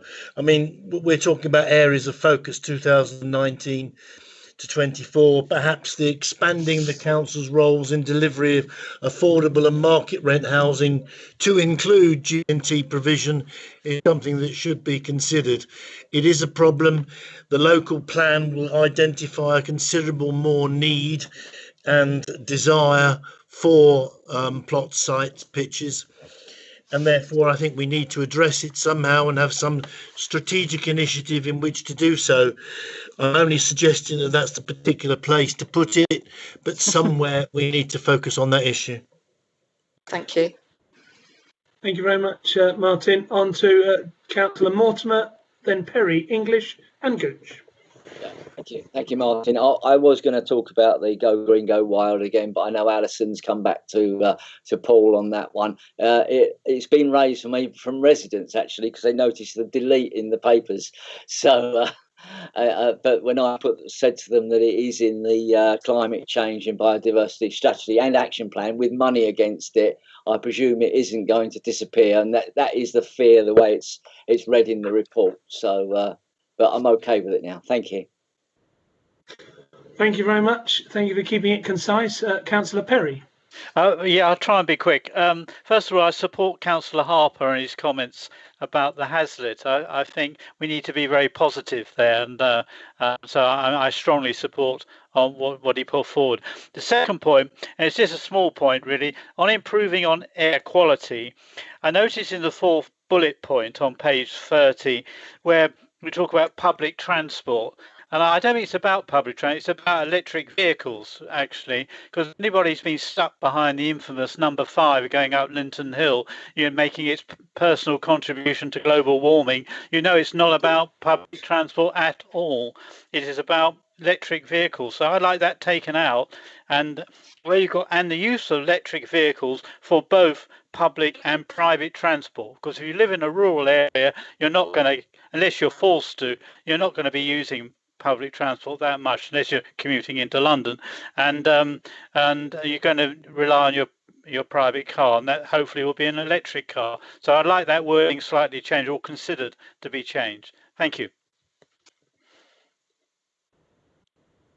Alison, any comment there? I hear what has been said. Thank you. Okay. Just while that triggered my memory here, I don't know how we would get this information out to you. I heard today that KCC are on the old person's travel permit or OAP travel bus pass. You are now allowed to use that outside of the pre-prescribed times in times of COVID, especially to enable for the elderly to get to either test centres or vaccine. So I don't know if you can distribute that amongst your Facebooks and our own one indeed, but that was at the leaders meeting, Kent leaders meeting today that I heard about that. So on to Councillor English.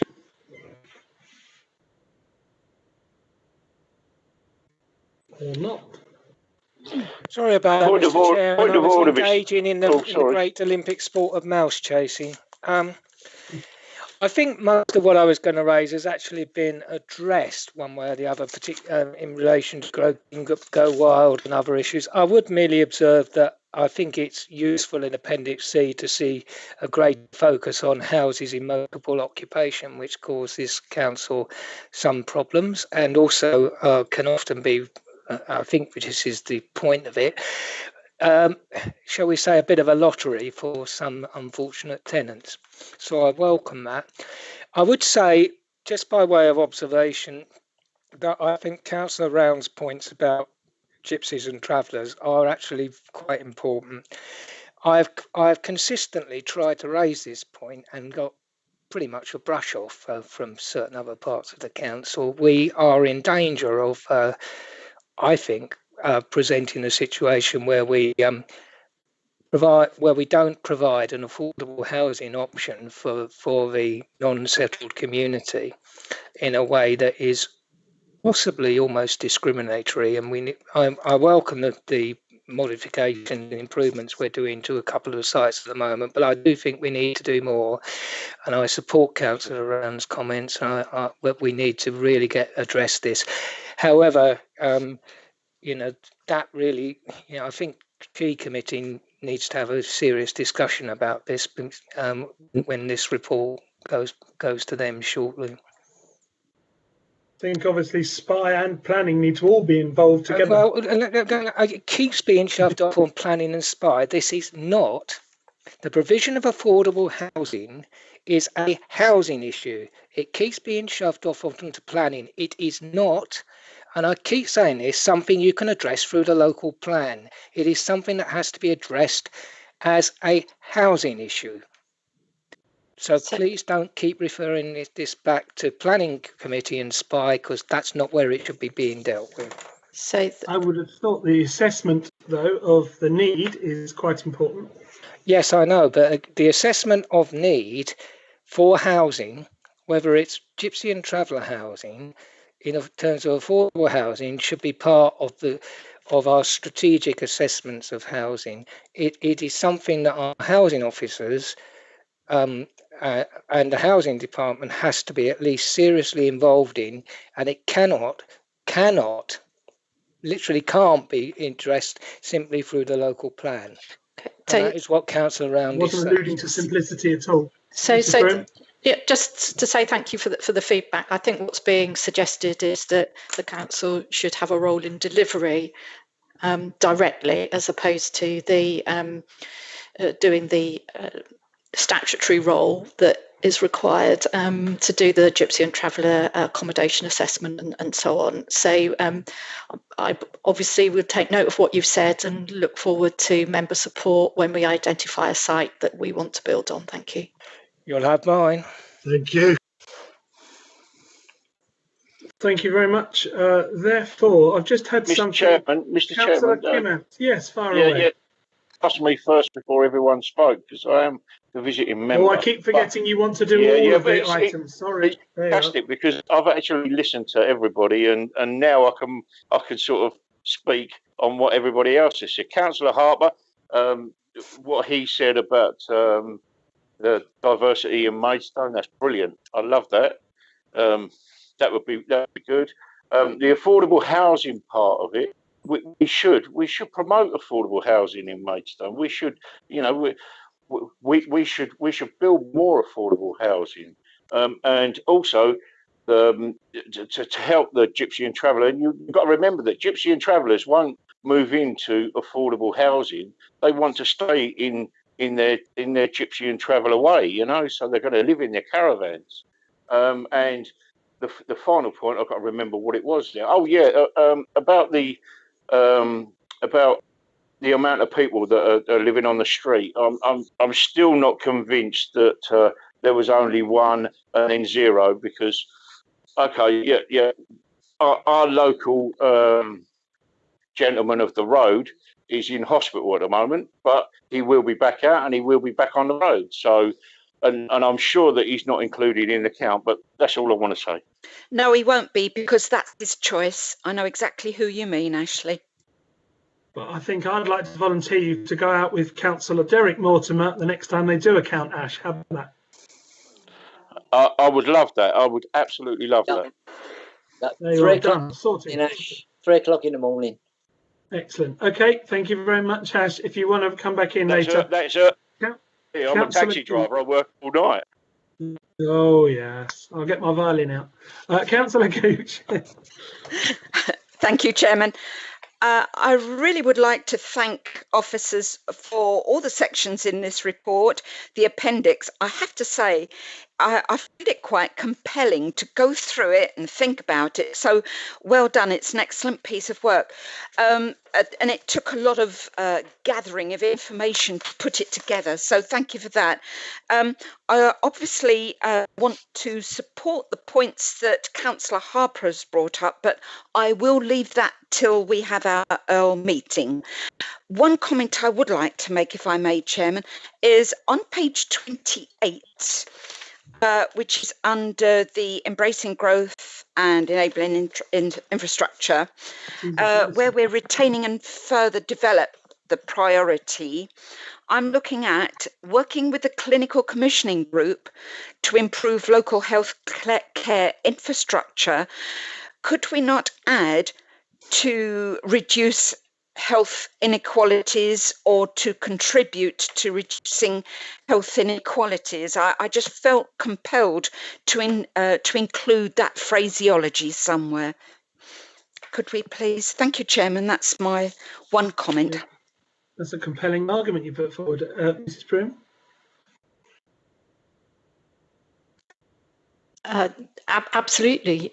You know how hard I've been working with the health system to try and get an integrated approach to that. So absolutely. Yeah. So yes.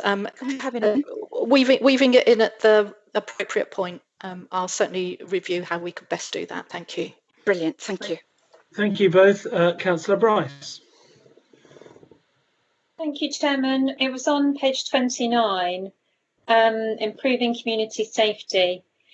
I don't know if this covers the work of the community safety teams, the community enforcement teams. I couldn't see anything in here around planning enforcement or fly tipping. I'm probably not looking in the right place. But on page 29, we've got to retain and add to our existing priorities, take a lead role in the Maidstone Task Force, etc., etc. And it just read a little bit town-centric in terms of focusing on crime, which is not our remit, I know. But and I get why we are part of the Maidstone Task Force because of our role in promoting the town centre. But I suppose, you know, there's a lot of focus in terms of rural communities and the effect that crime can have out in our part of the world as well. So I just wanted to flag. I don't know if it's appropriate because it's just focused on the Maidstone one team remit, but I just thought I'd flag it. Okay. Could I just respond to Councillor Gooch's previous comments? I was just scrolling through the report, and in fact, health inequalities is picked up in a later area of focus. So I think on page 34, which is the last proposition. So the inequalities topic, I think, is picked up already, but obviously I can amplify that. I'm sorry, Alison. Do you know, I did not see that at all. That's okay. I'd forgotten to, so don't worry. But there's no harm in double in repeating it, though, is there? No. So in terms of community safety, just to respond to Councillor Bryce for a moment. The idea was that we would make specific reference to the Maidstone Task Force in addition to the things that we already refer to. And at the moment, the focus is not in the town centre, although it is in the urban area, in a sort of smaller area within Shepway and Parkwood, which has been identified because through a data-led prioritisation process. Once the work there has progressed to a sufficient point, then the task force will move on and look at other places. If there is something specific that you want us to consider in terms of any particular type of or particular area within the rural part of the borough, then more than happy to consider that. I'm happy to have a conversation with you offline if that would help. And then in terms of fly tipping and waste crime and so on, then I think that's covered at least in part by taking action against those who don't respect our public places. And also cleanliness. Now there was a discussion about cleanliness, and in the current way in which we express that in the strategic plan, we say that we want to raise resident satisfaction. When this has been debated earlier in the year, members' guidance to us was, including through debate at policy and resources, was to perhaps to slightly moderate that and say maintain resident satisfaction. So I don't know whether or not you're suggesting that you wouldn't be happy with that, or we'd just written it in a way that you weren't able to recognise what we were saying. Oh, that's very kind, Alison. Thank you for coming back on those points. I think it's. I hear what you're saying. I think it's with things added on. I've got lost the kind of bigger picture. So I think that's fine. I think it is on because I think residents are very satisfied in many places with refuse collection and cleanliness and things like that. I think it's this particular issue we've got around fly tipping that we just don't seem to, and I know it's every authority, and I know it's not us doing the fly tipping, obviously it's the people that keep doing it, but it's whether or not that does need a particular focus. But I don't know what the data is like, and it's probably not that comparable given we've had obviously what's been going on around us. So if I can raise it, and if we don't feel it's, maybe you can come back to me on it, or if we don't feel it's got enough weight when it goes to that particular committee, if we could bear that in mind, that would be brilliant. Okay, thank you. Okay, thank you very much. So I believe I've come to the end of my list. If we all turn, does anybody else, just a last call, going once, twice, struggling for mouse? No, in which case, please turn to page 9, where you will see the following recommendations. Can I just add as a caveat and the points that we have raised to these? I don't know which point we really, or do we accept that the consideration that we've given and fed into Mrs. Broom, that they'll be carried forward or considered?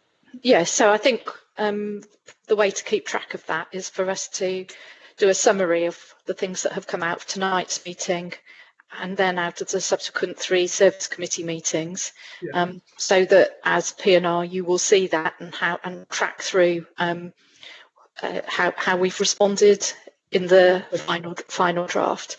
So you're happy they're set out correctly and they're fine to just go with those? Yes. No. I think it's obvious, it's in there, it's pretty obvious. Yeah, it's pretty explicit. No, exactly, that's fine. Okay, so I'm happy to propose as on papers. I seek a seconder. Second. I think that was Brian Clark there, Councillor Clark. Thank you. So proposed by Councillor Clark, seconded by proposed by Councillor Cox, seconded by Councillor Clark. Does anybody have a mind to object or vote against? I'll take your silence as no, you wouldn't. In which case, I propose that is moved as so, and therefore your silence will be accepted as approval. Agreed. Oh, someone's agreeing. I don't want you all to agree. That's why I said your silence is approval. Okay, that's lovely. Thank you very much. That's the end of agenda item 13. And at 8:46, I would like to take a 5-minute comfort break. We've been doing this now for 2¼ hours. So please, 5 minutes. That is 20:52 to return, please. Thank you. 5 minutes break. Thank you.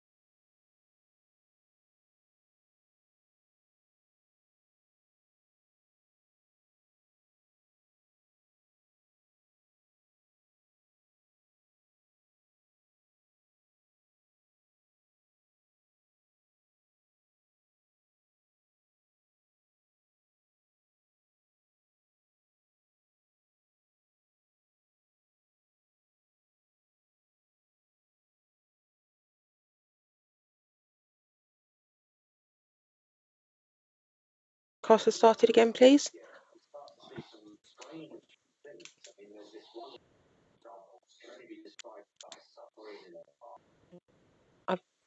Thank you.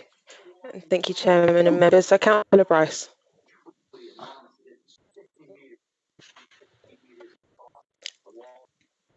I'll come back. Councillor Burton. Present. Thank you. Councillor Chapeltay.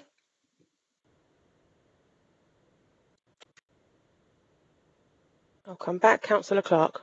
Present. Councillor Cox. Present. Councillor English. Present. Councillor Mrs. Gooch. Present. Councillor Harper. Present. Councillor Harvey. Present. Councillor Mortimer. Present just. Councillor Newton. Yes, I'm present. Councillor Perry.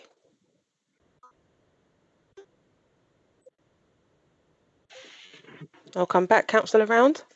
Present. Councillor Springett. Present. And I note that Councillor Wiggin-Dean Shepherd has had to leave the meeting earlier due to connectivity issues. And I'll just come back to some of the previous members. So, Councillor Bryce. Yes, apologies. I'm here now. Thank you. Councillor Chapeltay.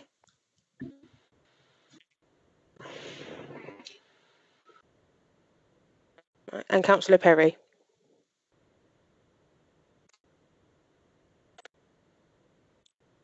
Okay. Thank you, those Chairman. members clearly aren't here, but I'm sure they will join us if they can. But can you please note that they're not here and put in the IM so they can see when they come back. If you could put that in, please, Ms. Parfitt. Okay, so moving on then, please, to item 14, the council tax base 21-22 and collecting fund adjustment. This report will be given to us by Ellie Dunnett.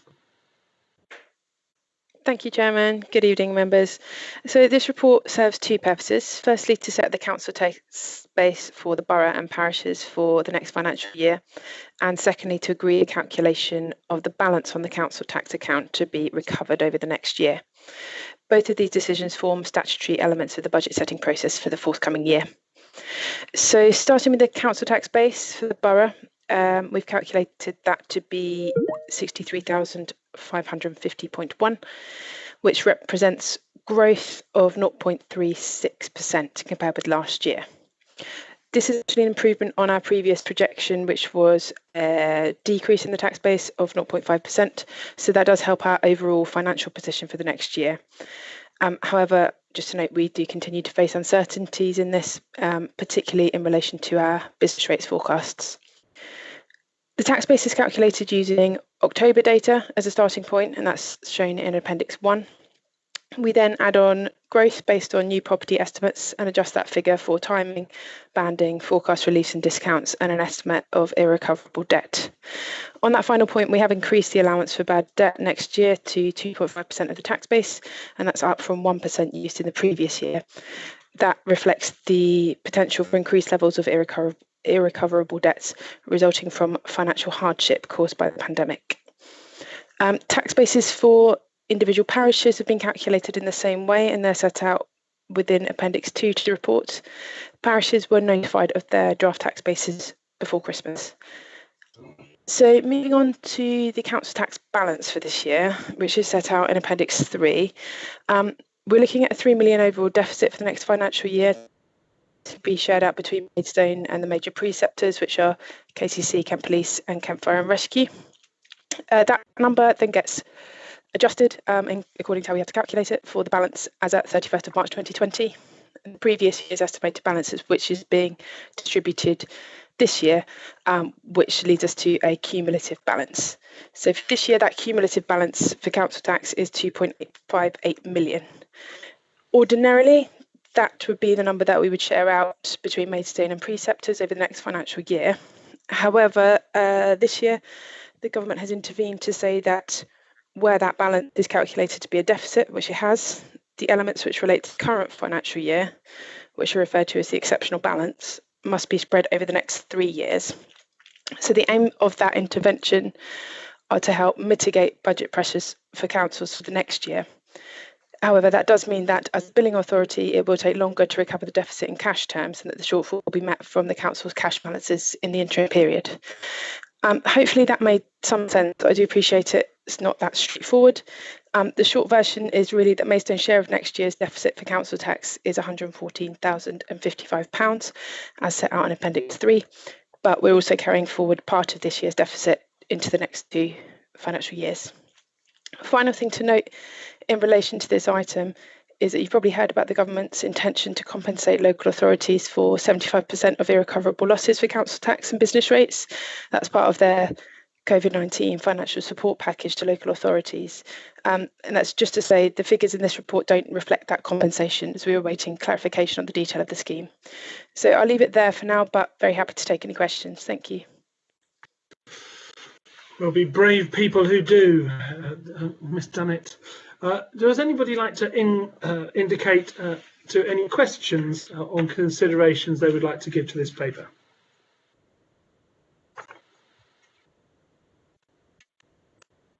As Simon and Garfunkel said, the sound of silence. Absolutely. Chairman, I'm just going to indicate, but it might be quicker to talk and just say I'm happy to move them as on the papers. Thank you very much. I'm happy to second. Oh, I'll take Councillor Gooch. I'll take Councillor Gooch for that. I like to see the ladies coming forward in force there as a swooping in. Girl power. Exactly. Go with the money. Right. Okay. So therefore, does anybody have the intention to object to this? Oh, hold on. Oh, really, Paul? Get out of here. Councillor Perry. I don't object. Just a quick question, because I didn't quite understand one of the calculations on Appendix 3. And I'm sorry to be a bit pedantic, but I just wanted to make sure I understood it. It's where you've calculated cumulative deficit plus 2/3 exceptional balance, and you've got line 9, and then in brackets line 2 plus 2/3 line 8, and I couldn't make head and a tail of that. And perhaps you could enlighten me slightly. It's probably me being totally stupid, but I just couldn't figure out what it actually meant. Thank you, Ms. Dunnett. So the cumulative deficit figure, that should be the 2.858 million, and then a deficit, and then added back to that 2/3 of the exceptional balance of 3.181 million. I'm not sure the explanation quite reads that way, but that is what that calculation represents. So yeah, apologies for that confusion. No, it's fine. I'm sure you got it right. It just, when I looked at the explanation, I couldn't figure it out. So that's why I asked the question. But thank you very much, Ellie. That's very helpful. Thank you. No, it's good spot. Thank you. Before we move to a vote, though, Ms. Dunnett, could I just ask on page 55, where it shows the adjusted deficit that's recovered by the two boroughs, the police and fire and rescue, is that the portion that people pay the council tax as well? Are those percentages what people would see on their bill? That we actually get? Yes, so that is it will vary depending on the bills and if somebody's in a parished area or not. But that is the proportion of the precept, which is shown in that first box at the top that enters line 1. So that next year's balance, and for every year that we're dealing with this exceptional balance, it will be done using the 2021 precept proportions. As a starting point, yeah, I've got it. Okay. All right. Thank you very much. Anybody else? Other than I'm ignoring your point there, Paul. Thank you very much. Right. Does anybody intend to not wish to vote in favour of 3 recommendations on page 41? Please speak now if you are. Thank you. Therefore, we have a proposer and a seconder, and I will take your acceptance of this as your silence. Thank you very much. That is moved. Thank you. So that was agenda item 14. Thank you very much, Ms. Dunnett. So is it to 15 we then move? Yes, it is. Right, okay, the report will now be introduced by Paul Holland, please. The medium-term financial strategy for turning page, reading date, the capital programme. You can find this on page 56 to 73. Thank you. Thank you, Chairman. Good evening, members. So this report deals with the capital programme element of the medium-term financial strategy. It details the proposed schemes, sets out the details of how they'll be funded, and also outlines the principles behind the Council's capital strategy. The capital strategy, starting with that, this underpins the development of the programme. We're required to produce this under SITFA's Prudential Code, and it sets out the key principles and guidelines that the Council will follow sort of in formulating the programme, covering both expenditure and the funding mechanisms we use. The detailed strategy itself was considered by the Audit, Governance and Standards Committee last Monday, and they have recommended it to the Council for adoption. One of the principles outlined in the strategy is the requirement that that a project can cover its financing costs by generating a rate of return of at least 5%. However, with borrowing rates are forecast to remain historically low for some time to come, so this report is recommending that this rate of 5% is reduced to 4% for this year at least. Moving on to the funding side of the programme, which is set out at Appendix 2 in more detail. The most significant source of funding going forward is going to be borrowing up to an approved maximum limit of £103 million to fund the current programme. The primary source of that is likely to be the Public Works Loans Board, but other options will be assessed to ensure that we find the best fit for the Council at the time. There is a restriction around investing in commercial property when we're borrowing from the Public Works Loans Board, and where you can actually acquire property, it has to be within the borough. But all our proposed acquisitions will be within the borough, and they'll support our strategic objectives rather than aiming generating a profit. We do have some funding of our own still available. We'll continue to use New Homes Bonus, and where appropriate and possible, we'll seek external funding, such as where we've got ERDF funding for the Innovation Centre and secured government land release funding for housing developments. And of course, we will continue to be able to use contributions from Section 106 and community infrastructure level where appropriate. So moving on to the programme itself, which is the current programme is shown at Appendix 1, and the draft programme for the next 5 years is shown at Appendix 3. The total of the programme is £129 million, and details of the individual schemes are set out in the report. You may well be familiar with a number of them as they've been on the programme in previous years. So I'll just highlight those that are new for this year. There's 1.3 million for phase 2 of Springfield Mill. This is a proposal to acquire 40 apartments from the developer with the intention of leasing them to Maidstone Property Holdings going forward.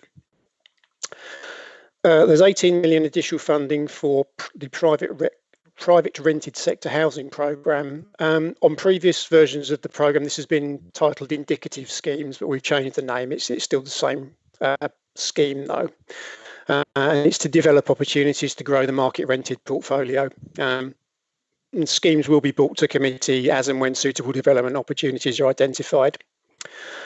There's £1 million in for the Granada House refurbishment works. This is for both internal and external works, really just to improve the overall appearance of the property. 7.2 million for Medway Street car park. This is for a development of 46 dwellings for market and social rent on the car park site. £35,000 for a vehicle telematics and camera systems trial. And the idea behind this is to try and improve the efficiency and reduce fuel usage for the council's fleet vehicles. There's £1 million in for Gypsy and Traveller site refurbishment. This is to bring the two sites back up to an acceptable standard with the intention of then transferring the sites over to the control of Kent County Council in a couple of years' time. And finally, there's 1.5 million further ongoing investment in the Lock Meadow complex. This is to fund work on the proposed food hall and to do some access improvement works. So there are 5 recommendations at the start of the report, but I'm happy to take any questions that members may have prior to considering those. Thank you. Thank you very much, Mr. Holland. That's very good. Before I pass over, I will use the chairman's. Just wanted to check why at item 5 on page 56 in the recommendations. Why are we taking the jump, as it were, to go from 5% down to 4%? Because to me, when we pitch the viability of some of our schemes, it involves rents. And is it not difficult if the rates changed to actually increase the rent to somebody in an appropriate speed that our interest may go up? So are we not better to say we agree that it's lower now, but we should have build up a buffer so that when the rate does go up, we have the time to change that rate to the people who we're renting to? Or am I completely off course? Mr. Holland. I wonder if one of my colleagues might be able to answer that. Detail of formulating that particular calculation. I'm happy to come in that, okay, if that would be useful. Yes. So the reason for changing the hurdle rate to 4%, so that would increase the sort of scope for investments to be viable, so it makes it easier. The rationale behind doing that is a reduction in our borrowing costs following the reduction in interest rate from the PWLB. So it's not necessarily relying on different assumptions around levels, it's just around the capital financing costs. No, I completely understand, but if you cast your mind back to December, prior to December, the government put the PWLB up by 1%. How could we have increased our rents to people to allow for this fluctuation as speedily as they can increase or decrease? Okay, maybe if I can come in, Councillor Cox. If we're borrowing, the rate is fixed for the entire term of the borrowing. So in the example of investment in market rented housing, we might well borrow for 50 years, but we'd be locking in that lower rate. So we're not at the risk of rates changing from year to year. I hope does that clarify? No, that's fine. As long as the rates that we're borrowing at are fixed. Right. Okay, no, that's understandable. In which case, thank you very much for that. I have Councillor Harper, who, as we're on item 15, that would be brilliant. Carry on. Then Councillor Mortimer, Gooch and Bryce. Thank you. I've got a couple of comments, and I might be moving an amendment to the recommendations. So my first comment was on 2.31, which is the Medway Street car park, which is one of the new proposals. You refer to building 46 dwellings there. I was just wondering, what's the average number of beds per unit? Because at £7.25 million, it seems quite expensive when we already own the land. I don't know whether Mr. Cornell can answer this one. Thank you. The scheme is sort of in the early days of being worked up at present. So it's a scheme that may come forward, but arguably on reflection and not wishing to cause any confusion, perhaps the sums allowed for this would just simply be better sitting in the private rented sector housing programme line rather than being specific about Medway Street at this stage, because in answer to your question, Councillor Harper, the scheme isn't at that level of detail, so it's sort of broad brush costs at this stage, and ultimately be worked up and come forward to this committee for approval. But in reality, we're a few months away from that happening, so it might be that we just want to sort of move that sum and put it on the line for future schemes. I'll leave that to Mr. Green to say whether that's the right thing, but it could be a way of simplifying matters. Okay, thank you. My next question, which I was speaking to Mark Green about earlier today, was referring to item 2.24, which was the museum capex. The figure of 389 is one which people on Earl would recognise. It's been there for a couple of years. The issue I've discussed with group spokesmen on the committee is that it's now been moved back a year, yet we're planning to start the works in probably December this year, which is obviously 21-22. I just wanted to really confirm with the director that if the proposal goes through and is worked up and presented and approved by Earl in the spring, as is probably our plan, that there wouldn't be any obstacle in terms of those works commencing, say in December 21, which under the new opening arrangements, the museum would be closed to the public. So it would be a good time to undertake the works during December and January when the public wouldn't be inconvenienced.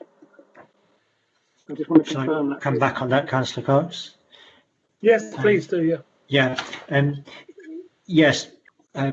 With all of these schemes, a detailed report would come to Policy and Resources Committee, setting out the proposal, and assuming that a proposal were ready sooner than 2023, that would be the point at which the proposers of the scheme should be asking Policy and Resources Committee, can you transfer money forward from next year, or can you transfer money from another line in the capital programme? So yes, in theory it would be possible to do that, but the decision point would be at the time that the scheme is brought forward.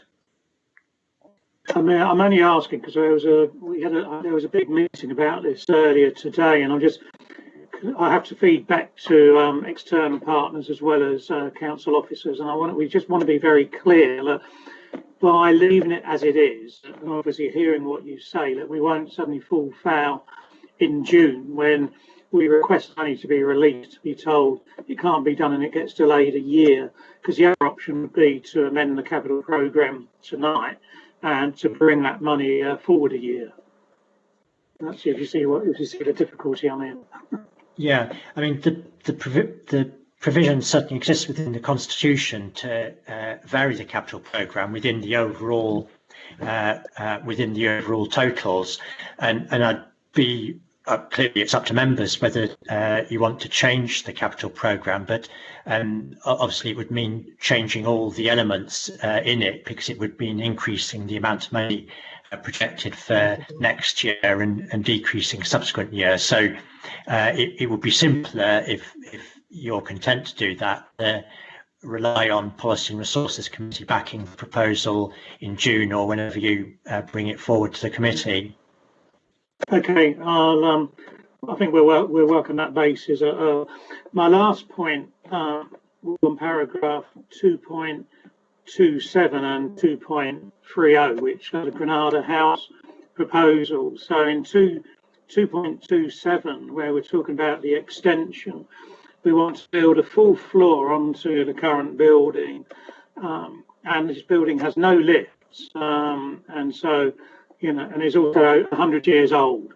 Now, I just wonder whether building an extra floor to get some more housing there is a sensible thing at a cost of £1.8 million, when, as I say, the building has no lift and won't do under that proposal.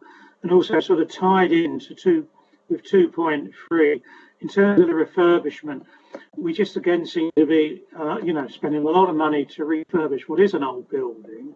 And I'm just thinking, what's the likely impact going to be to the current tenants in terms of rent if we undertake, these millions of pounds worth of money on an old building, which, even with refurbishment, won't be, if you like, at the luxury end of the market to suddenly justify a considerable increase in service charge and so on.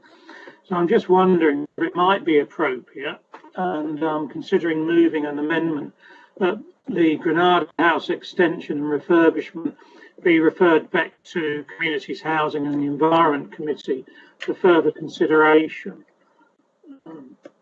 And I see we've got Derek down, I think, to speak. So perhaps if I hear what Derek has to say, and then I'll decide if I want to move an amendment, if that's okay, Chair. Yeah, sure. Did I come in now, Martin? Yeah. Yes, please carry on. Yeah. No, I saw this poll as well. I'm getting a bit twitchy about Granada House. Basically, it cost 3.5 million initially.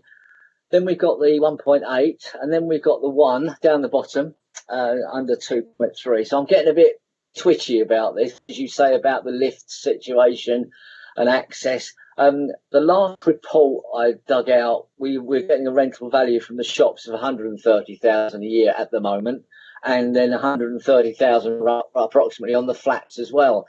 So in the great scheme of things, I can't really see this adding up with the capital costs that are going ahead on this. So, you know, I mean, what have I got here now? It's 5.3 million we're at with these refurbishments, and no guaranteed future or a potential issue. So, yes, Paul, I'm sort of with you on this one at the moment, and happy to take it back to Chi. In that case, rather than typing it out, I'd like to move an amendment and with Derek's support that we refer Scheme 2.27 Granada House Extension and Scheme 2.3 Granada House Refurbishment back to Communities Housing and Environment Committee for further consideration. Sorry, has there been a viability based on the figures that you've just said is there? So it's really for Mr. Cornwall here. So we've just done, I think, back of a cigarette packet add up of the rent. And if we're at 6.3 million or something for the building, does that stack up? I think it's is that correct, Mr. Cornwall? Okay. Just to say that with Granada House, there's two elements to it. When it was purchased, it is my understanding that it was a view to being potentially sort of redeveloped completely as part of you know, expansion and improvement of the Mall shopping centre.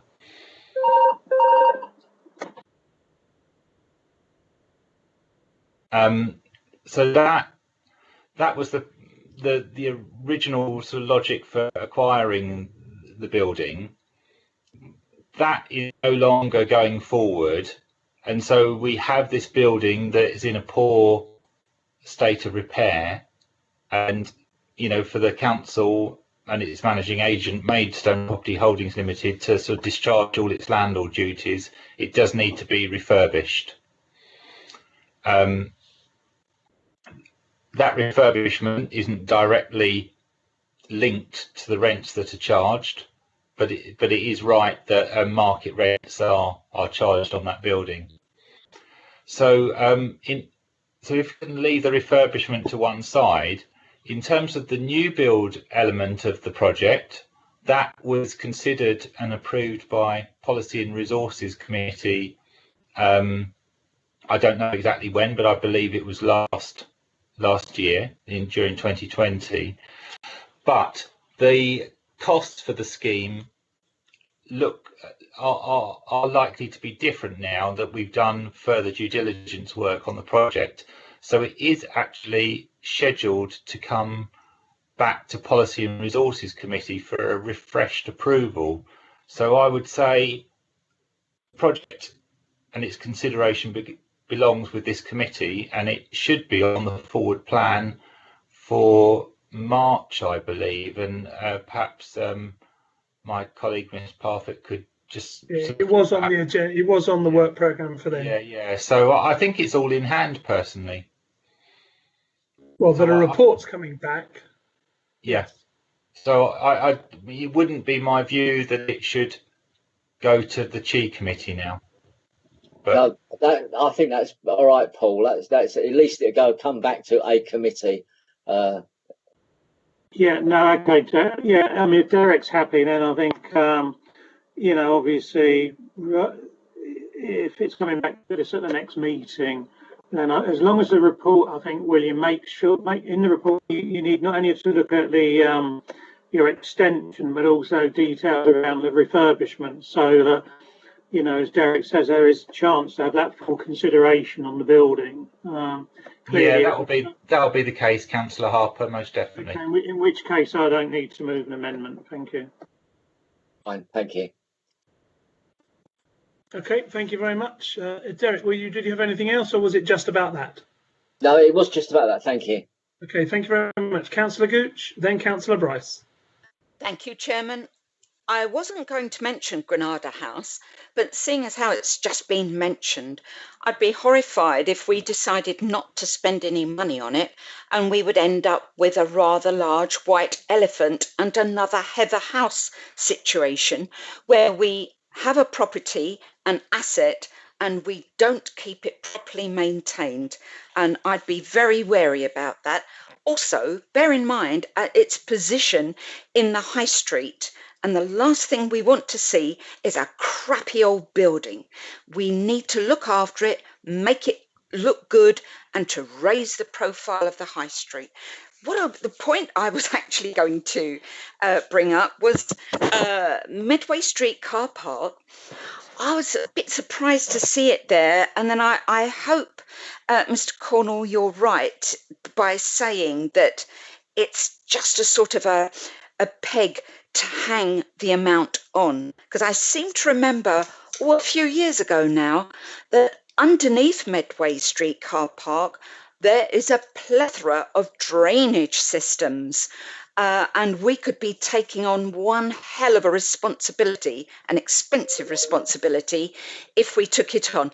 Plus, I like that car park. I use it quite a lot, but that's a personal issue that's got nothing to do with it. So those are my two comments. Thank you, Chairman.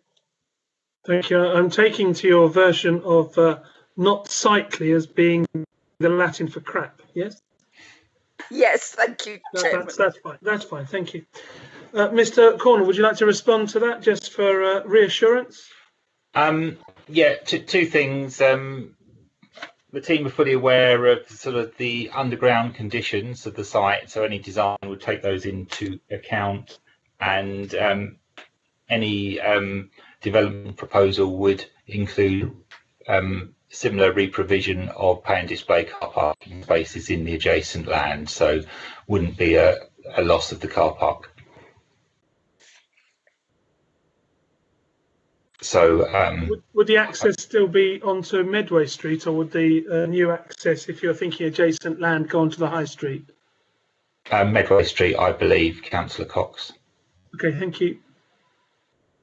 Thank you, and sorry, Chairman, I made a mistake. I don't mean the bottom of the high street. I mean the bottom of Gabriel's Hill, of course. Yes. And thank you, Councillor English. I'm glad you're on the ball. I must have dozed off. Thank you. Thank you very much. Councillor Bryce? Yes, apologies, Chair. I should have checked this beforehand, but because my ultimate employer is Kent County Council, and a couple of these projects, as the officer went through, because I'd kind of looked at the papers, but then looked at the projects I was interested in, but some of them are with Kent County Council. I didn't know if I should vote on the item. So I'm happy to abstain or leave the meeting if that's easier, if no immediate advice is forthcoming, but I just thought I'd better double check that. Can I have advice from our Legal Law 151, so from Ms. Snellborn?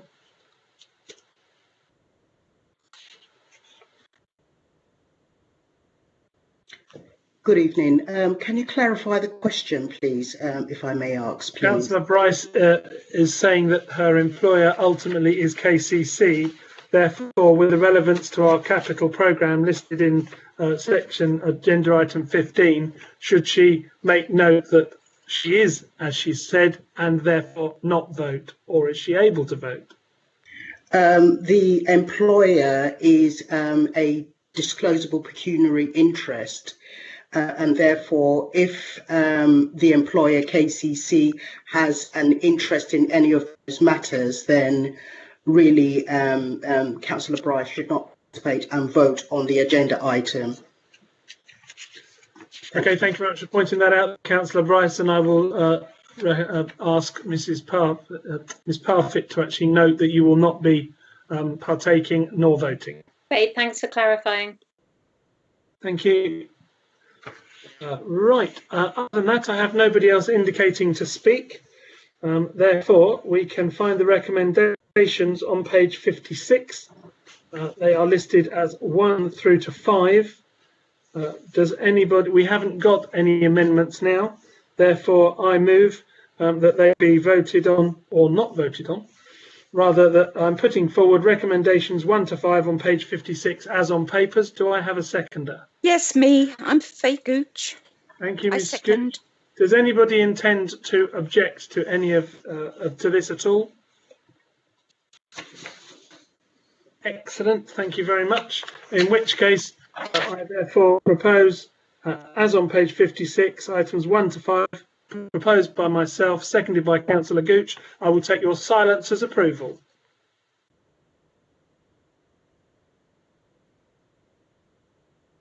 Thank you very much. That's carried. Right, just looking to the next item then, is item 18, or have I jumped? Sorry. Yep, item 18 next, isn't it, Ms. Parfitt? Yes, Chairman. Thank you very much. Just missed my place. This report is now being introduced by Mr. Green. It's the Treasury Management Update, and I believe this is where we're having the additional papers that have been circulated as well. The amended agenda on 400. Thank you, Chair. If I introduce this item, the item's arisen because the Council last week received at short notice a significant further amount of money from the government, which will be paying out over the next few weeks as business grants. The problem that we faced was that it couldn't be placed with our usual counterparties, banks, money market funds and so on, without breaching the credit limits that we set ourselves for placing money with counterparties. So unavoidably, we had to go over those limits. We spread the money around amongst a number of different counterparties to avoid putting all of it in one basket, as it were. The breach of the limits was reported to Audit, Governance and Standards Committee meeting on Monday. They are the committee that has responsibility for oversight of the Treasury Management Strategy. And in fact, at that meeting, the committee also considered a proposed Treasury Management Strategy for next year, and we had anticipated this type of eventuality, given that we're getting a lot of money now from the government to hand out in the form of grants and so on. So we had in any case proposed an increase in the lending limits for counterparties, and the proposed new limits are set out in the appendix to this paper on pages 95 and 96, and the relevant ones particularly are for banks, where we currently have a limit of £3 million for banks that meet the credit criteria, and we want to put that up to 5 million. And money market funds, where we currently have a limit of 8 million, and we want to go up to 10 million. Now, normally these new limits, if agreed by Council, would have come into effect on 1st of April. And although the immediate issue has receded somewhat because we've had money going out of the account since Friday, we do want, if possible, to regularise the position by implementing the new limits straight away rather than waiting till 1st of April. But that does require approval from Council, because Council's the only body that is authorised to change these limits. So what is being proposed here is that the Policy and Resources Committee recommends to Council that it adopts the new limits, and that a Council meeting takes place as soon as possible to do that. And a date has been penciled in for next Thursday, 28th of November, 28th of January. That's a long delay. Yeah.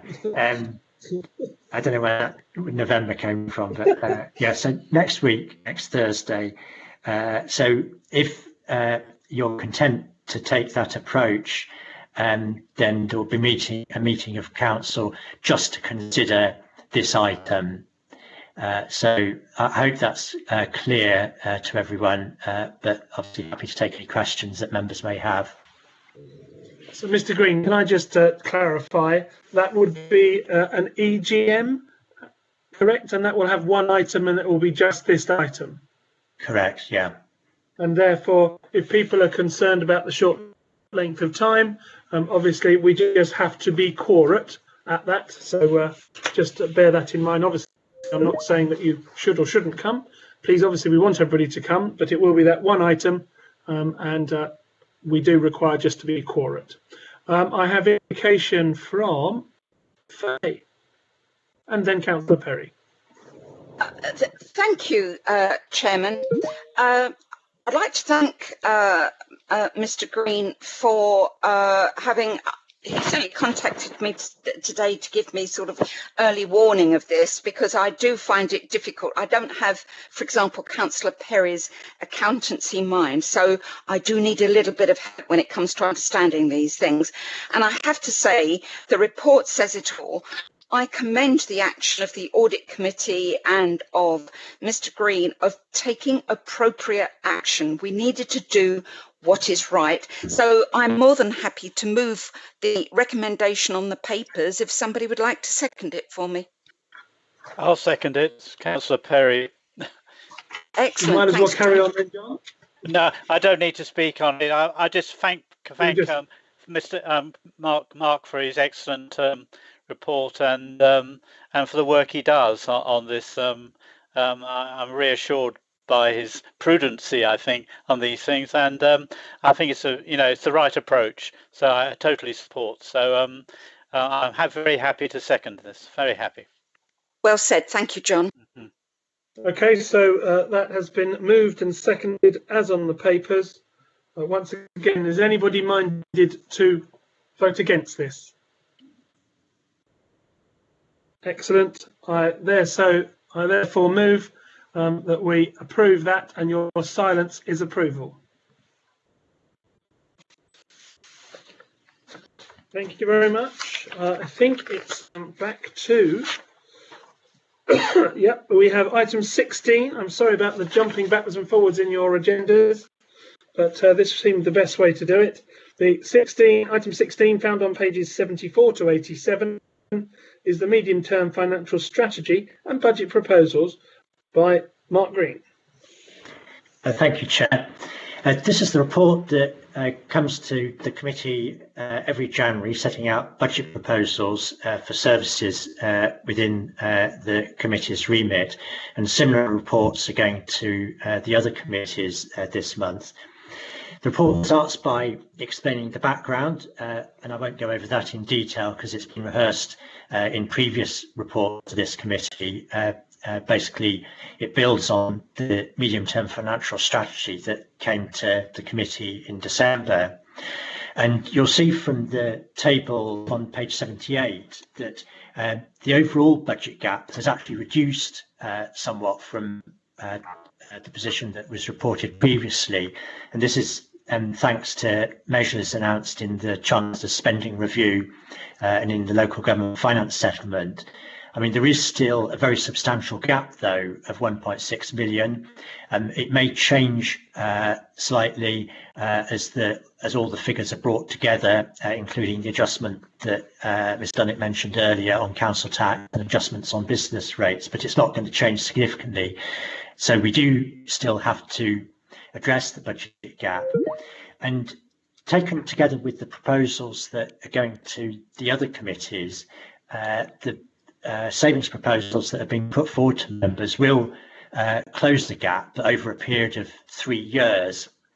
And it's important here that we look at the position over a number of years, because although the government is coming up with additional support for councils next year to address COVID-19 pressures, these are all one-off sources of funding. So we do still need to focus on the underlying budget gap. So turning to the detail for this committee, the contribution to the budget gap that is being proposed from this committee is savings totaling 795,000, which are itemised in Appendix 1.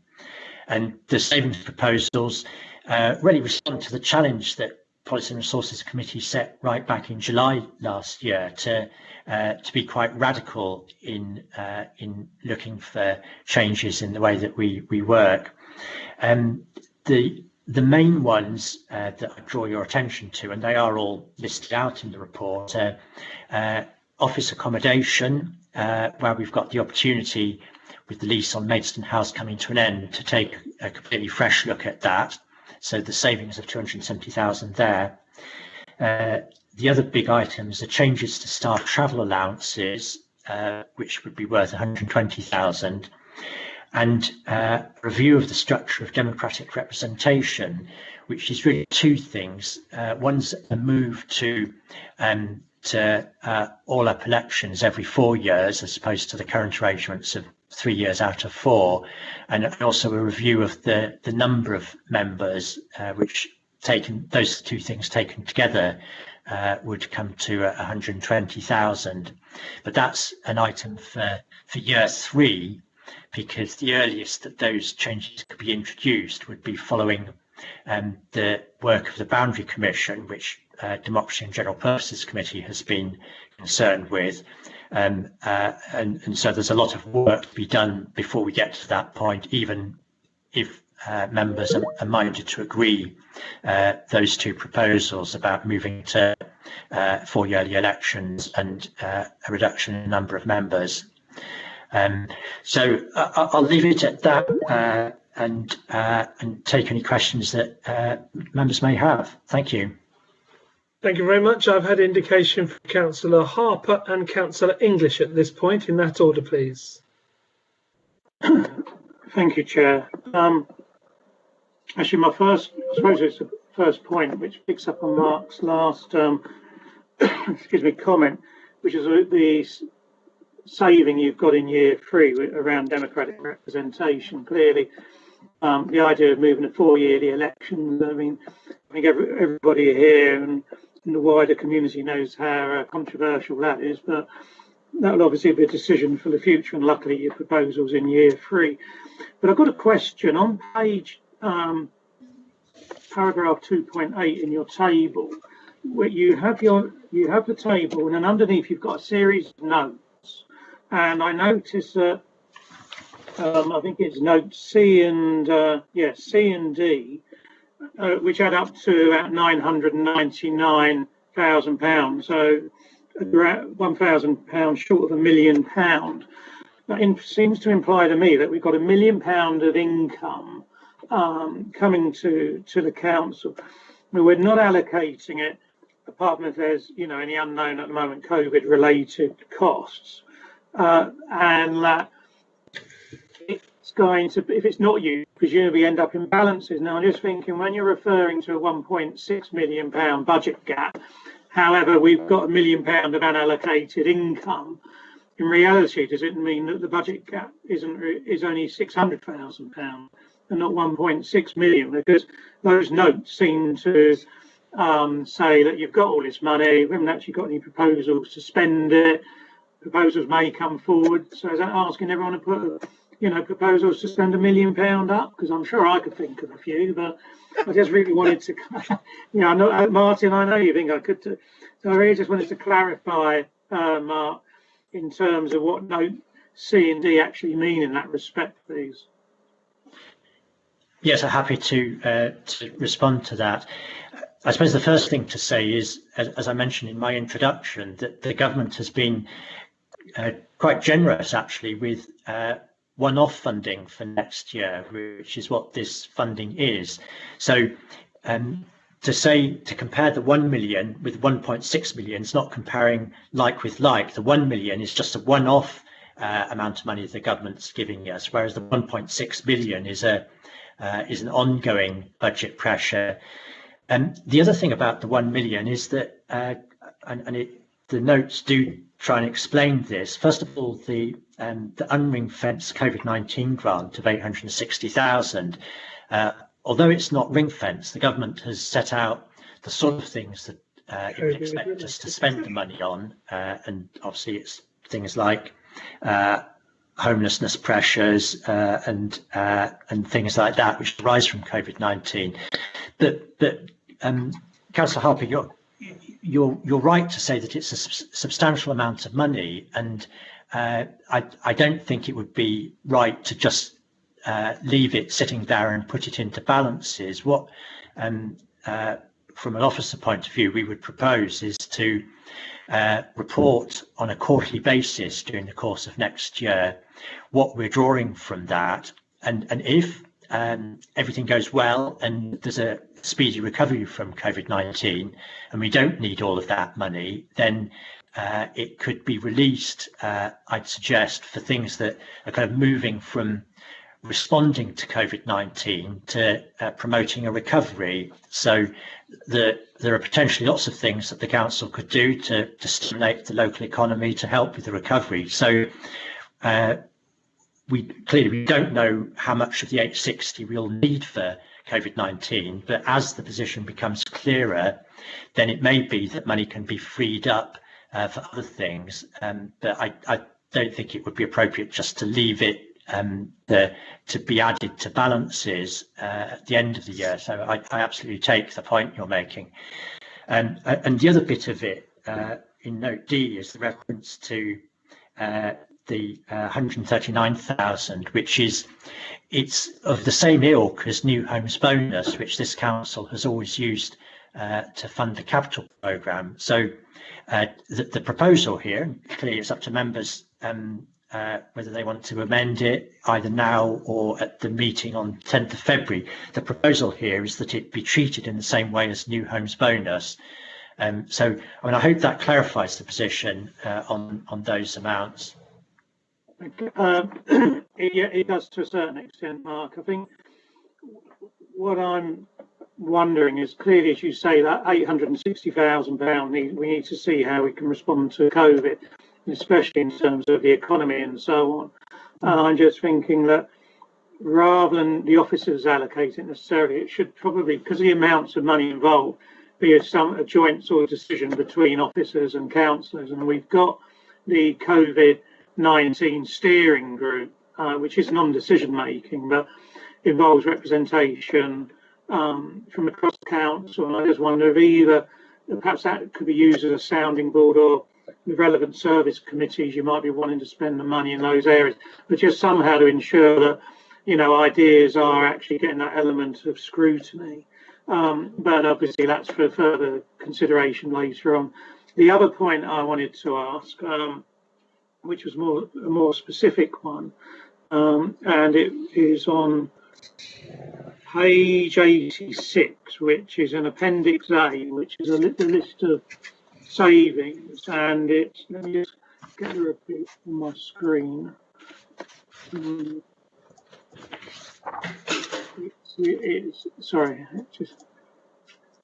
got it here. Okay, yes, so page 86, we've got the proposal, the services economic development, and the proposal was delete vacant posts at £72,000.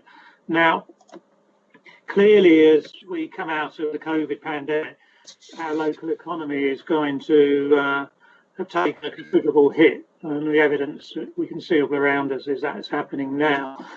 We're working on a new economic strategy to get us out of the pandemic and the impacts on the economy. My concern is if we delete these vacant posts in the economic development section, we could find ourselves, as we move out of the pandemic later this year, not having sufficient staffing to actually implement a sort of recovery plan. And, you know, you referred to the 860,000, and, you know, we're receiving probably other monies from the government and partnerships.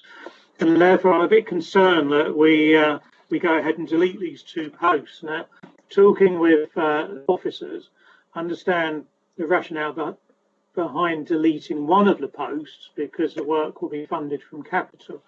And I'm just wondering whether, and I suppose first of all I'm asking you, in terms of the other post, whether we leave that in the establishment and perhaps look at funding it, say for a 2-year period, from sort of temporary funding, such as the business rates pool, which is what we often use quite a lot to fund a lot of our economic development, which doesn't get charged to the rates as such, but as I say, comes out from that business development pool. And I wondered if, that would be a way to ensure that we end up with an economic development thing able to take us forward.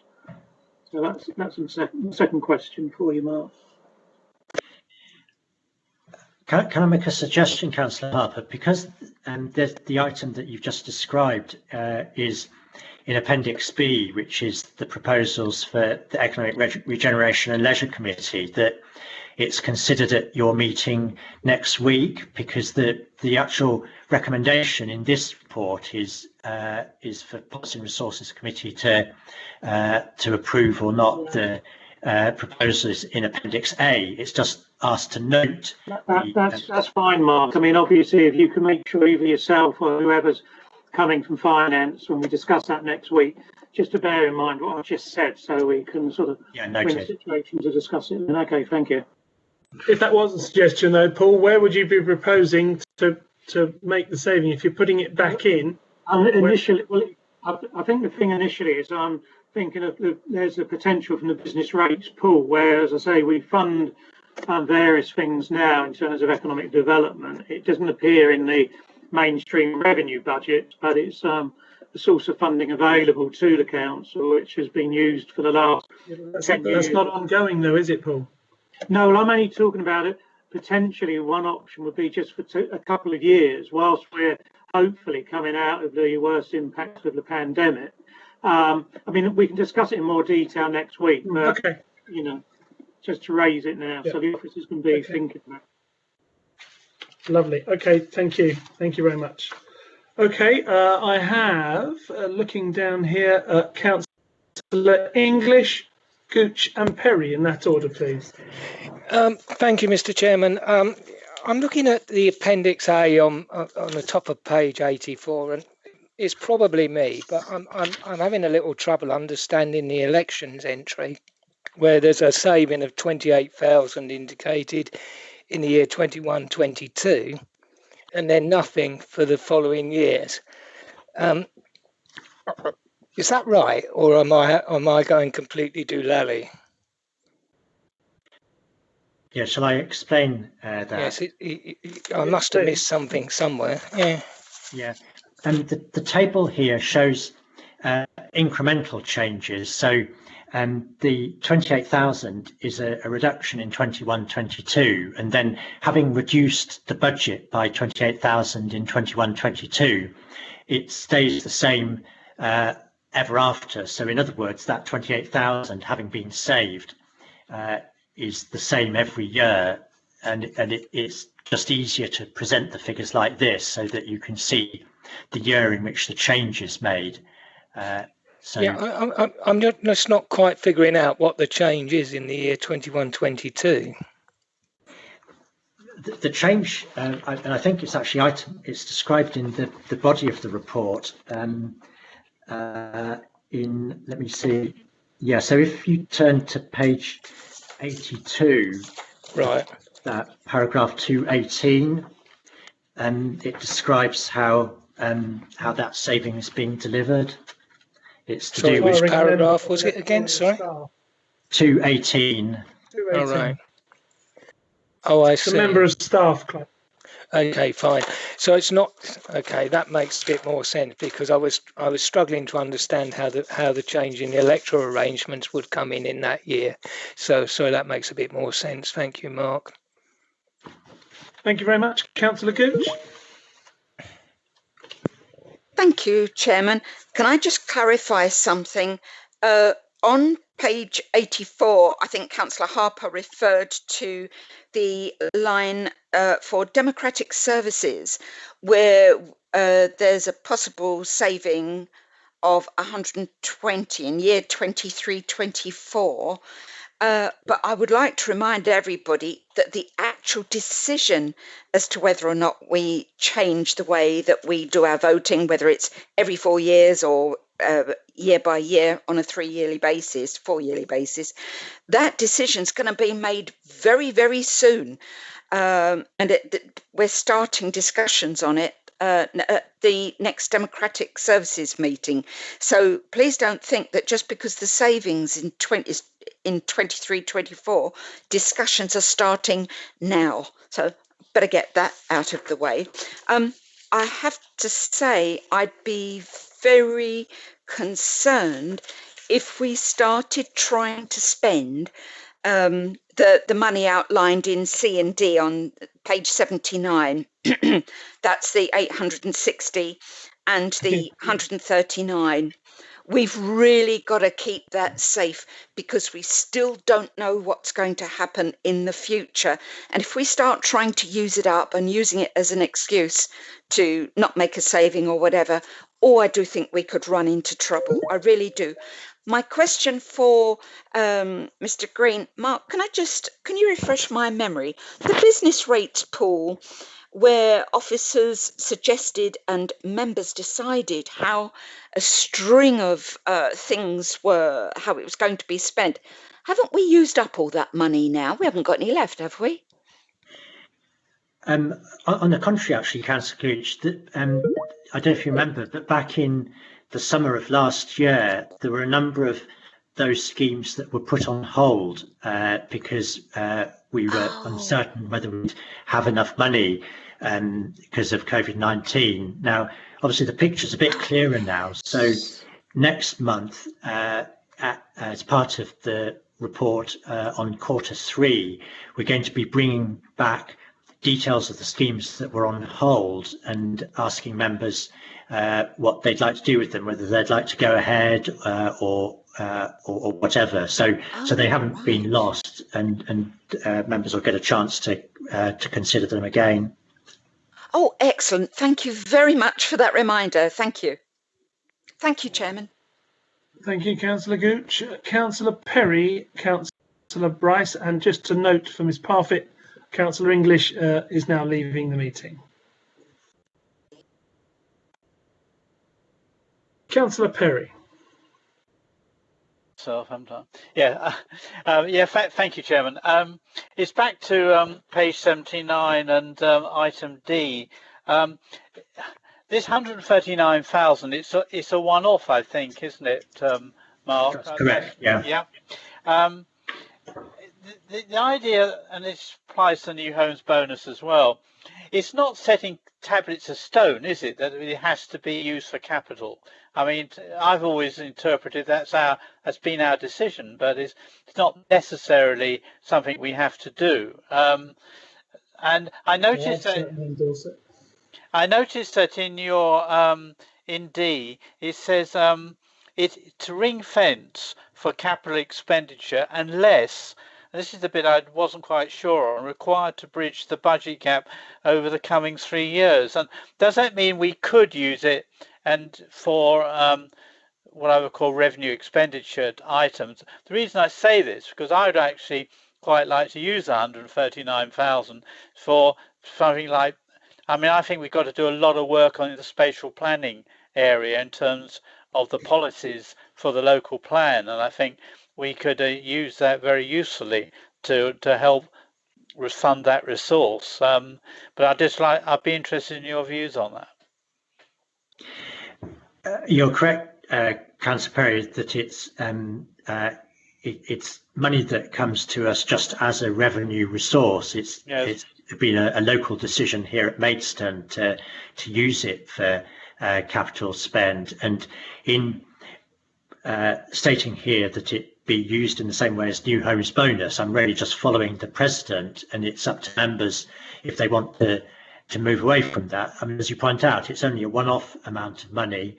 I mean, the comment about required to bridge the budget gap, I mean, that's really, should some of those savings not be deliverable, then clearly we'd have to look around for other things to use to plug the gap. I think when you're talking about the local plan, you're talking about a new budget proposal or a growth proposal altogether. So that's certainly not the intention in that wording. The intention wasn't to say, oh, it's spare money that's available for other things. Okay, but presumably it could be, I suppose, if we wanted to do that. Yes, I mean it's a one-off resource which it is one-off. which could be used as opposed to being used for capital, as is said here. Correct. Yeah. Okay. Thank you. Yeah. Okay. So if we don't have it, we'd have to borrow. So it's better to use the money we have got and not have to pay for it. Councillor Bryce.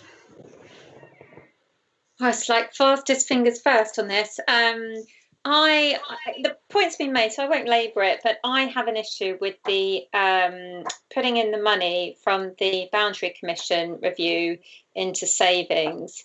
I know you can move it around if it doesn't come to fruition, but there's a lot of steps to go through and people to have their feedback.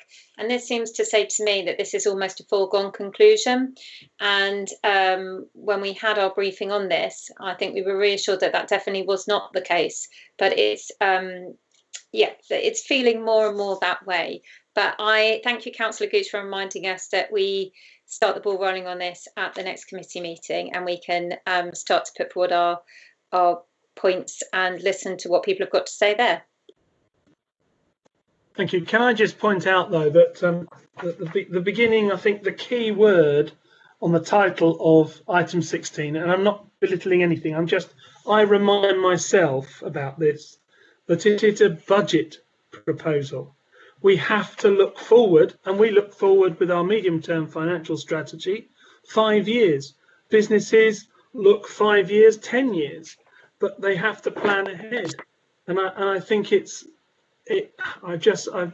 I know that what Mark, Ms. Dunnett, and Paul do within their team is try to look forward to see where we can save money and prudently spend money without having to borrow it as much as possible. I agree, Councillor Cox, and I think what you say is very timely, and I would ask that is noted, because I don't want this to be, well, it's in the MTFS, so it's almost a foregone conclusion, because I think it's really important. It affects so much of what we do, and I just want it to have the proper hearing and start with a blank page, really. So I think that's my concern with it going in there, that this will become well, we've already signed up to it, haven't we?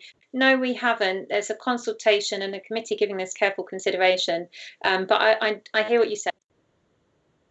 Are you meaning particular relevance to that saving, which is far off in the 22, 23, 24 year? But it's only the specifically, year. It's only the year after next, though, isn't it? And that's a pretty tight turnaround in terms of having a large scale consultation, hearing back from somebody like the Boundary Commission, and then putting into place with enough lead time the recommendations so that people can prepare for those elections. Because remember, we're talking about putting all of our councillors back up for election, aren't we? I mean, that's a huge undertaking, and I would imagine we'd want some notice period on this. So I think what this does is very much firm up that timeline and bring it into focus. And it's just because it's in the budget, as you've rightly said, doesn't mean that it's necessarily going to happen. But I just wanted that, it's reassuring to hear you say that, because it is a consultation, this particular item, isn't it? So. It is, and if we actually were to be able to rewind a year or even 2 years, who on earth would have forecast this pandemic and what it's done to the country, to the county, and to the county town, to our borough and to everybody in it? And I think we have to plan our way out of this in a positive way. So I was really wanting to sum up as I started to speak, and to say thank you very much to the Finance Department, to Mr. Green, to Ms. Dunnett, and obviously to Paul Holland, but the rest of the team as well, and including in that the audit, because as Mr. Perry, Councillor Perry and myself and others attended, the audit committee really has been doing some work with those two teams, but in no uncertain circumstances can we say thank you, really. It's a lot of work that you do to put the crystal ball out there, but to come up with balanced and good decisions, I hope. So with that in mind, we have the last thing to be voting on this evening, Item 16, on page 74, we have two recommendations. They are both, well, one is to be agreed and the other one noted. I'm happy to propose. I'm happy. Oh. Sorry, who was that first saying? Second, was that John? No, Paul. Paul. Excellent. Yeah. Thank you very much, Paul. Sorry. So proposed by myself, seconded by Paul Harper, as on the papers in front of you on page 74. Does anybody intend to object to this?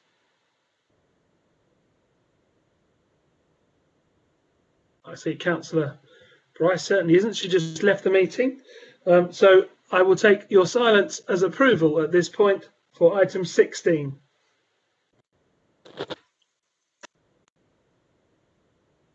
In which case, that is approved. Thank you very much. And to that end, everybody, it's been a long evening.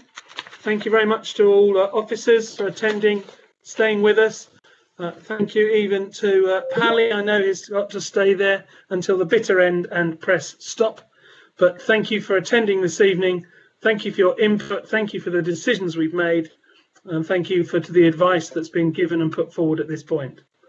Ongoing work, much to do, but thank you for your attendance this evening. Safe journey home, everyone. Good night, everyone. Thank you. Good night. Good night. Thank you.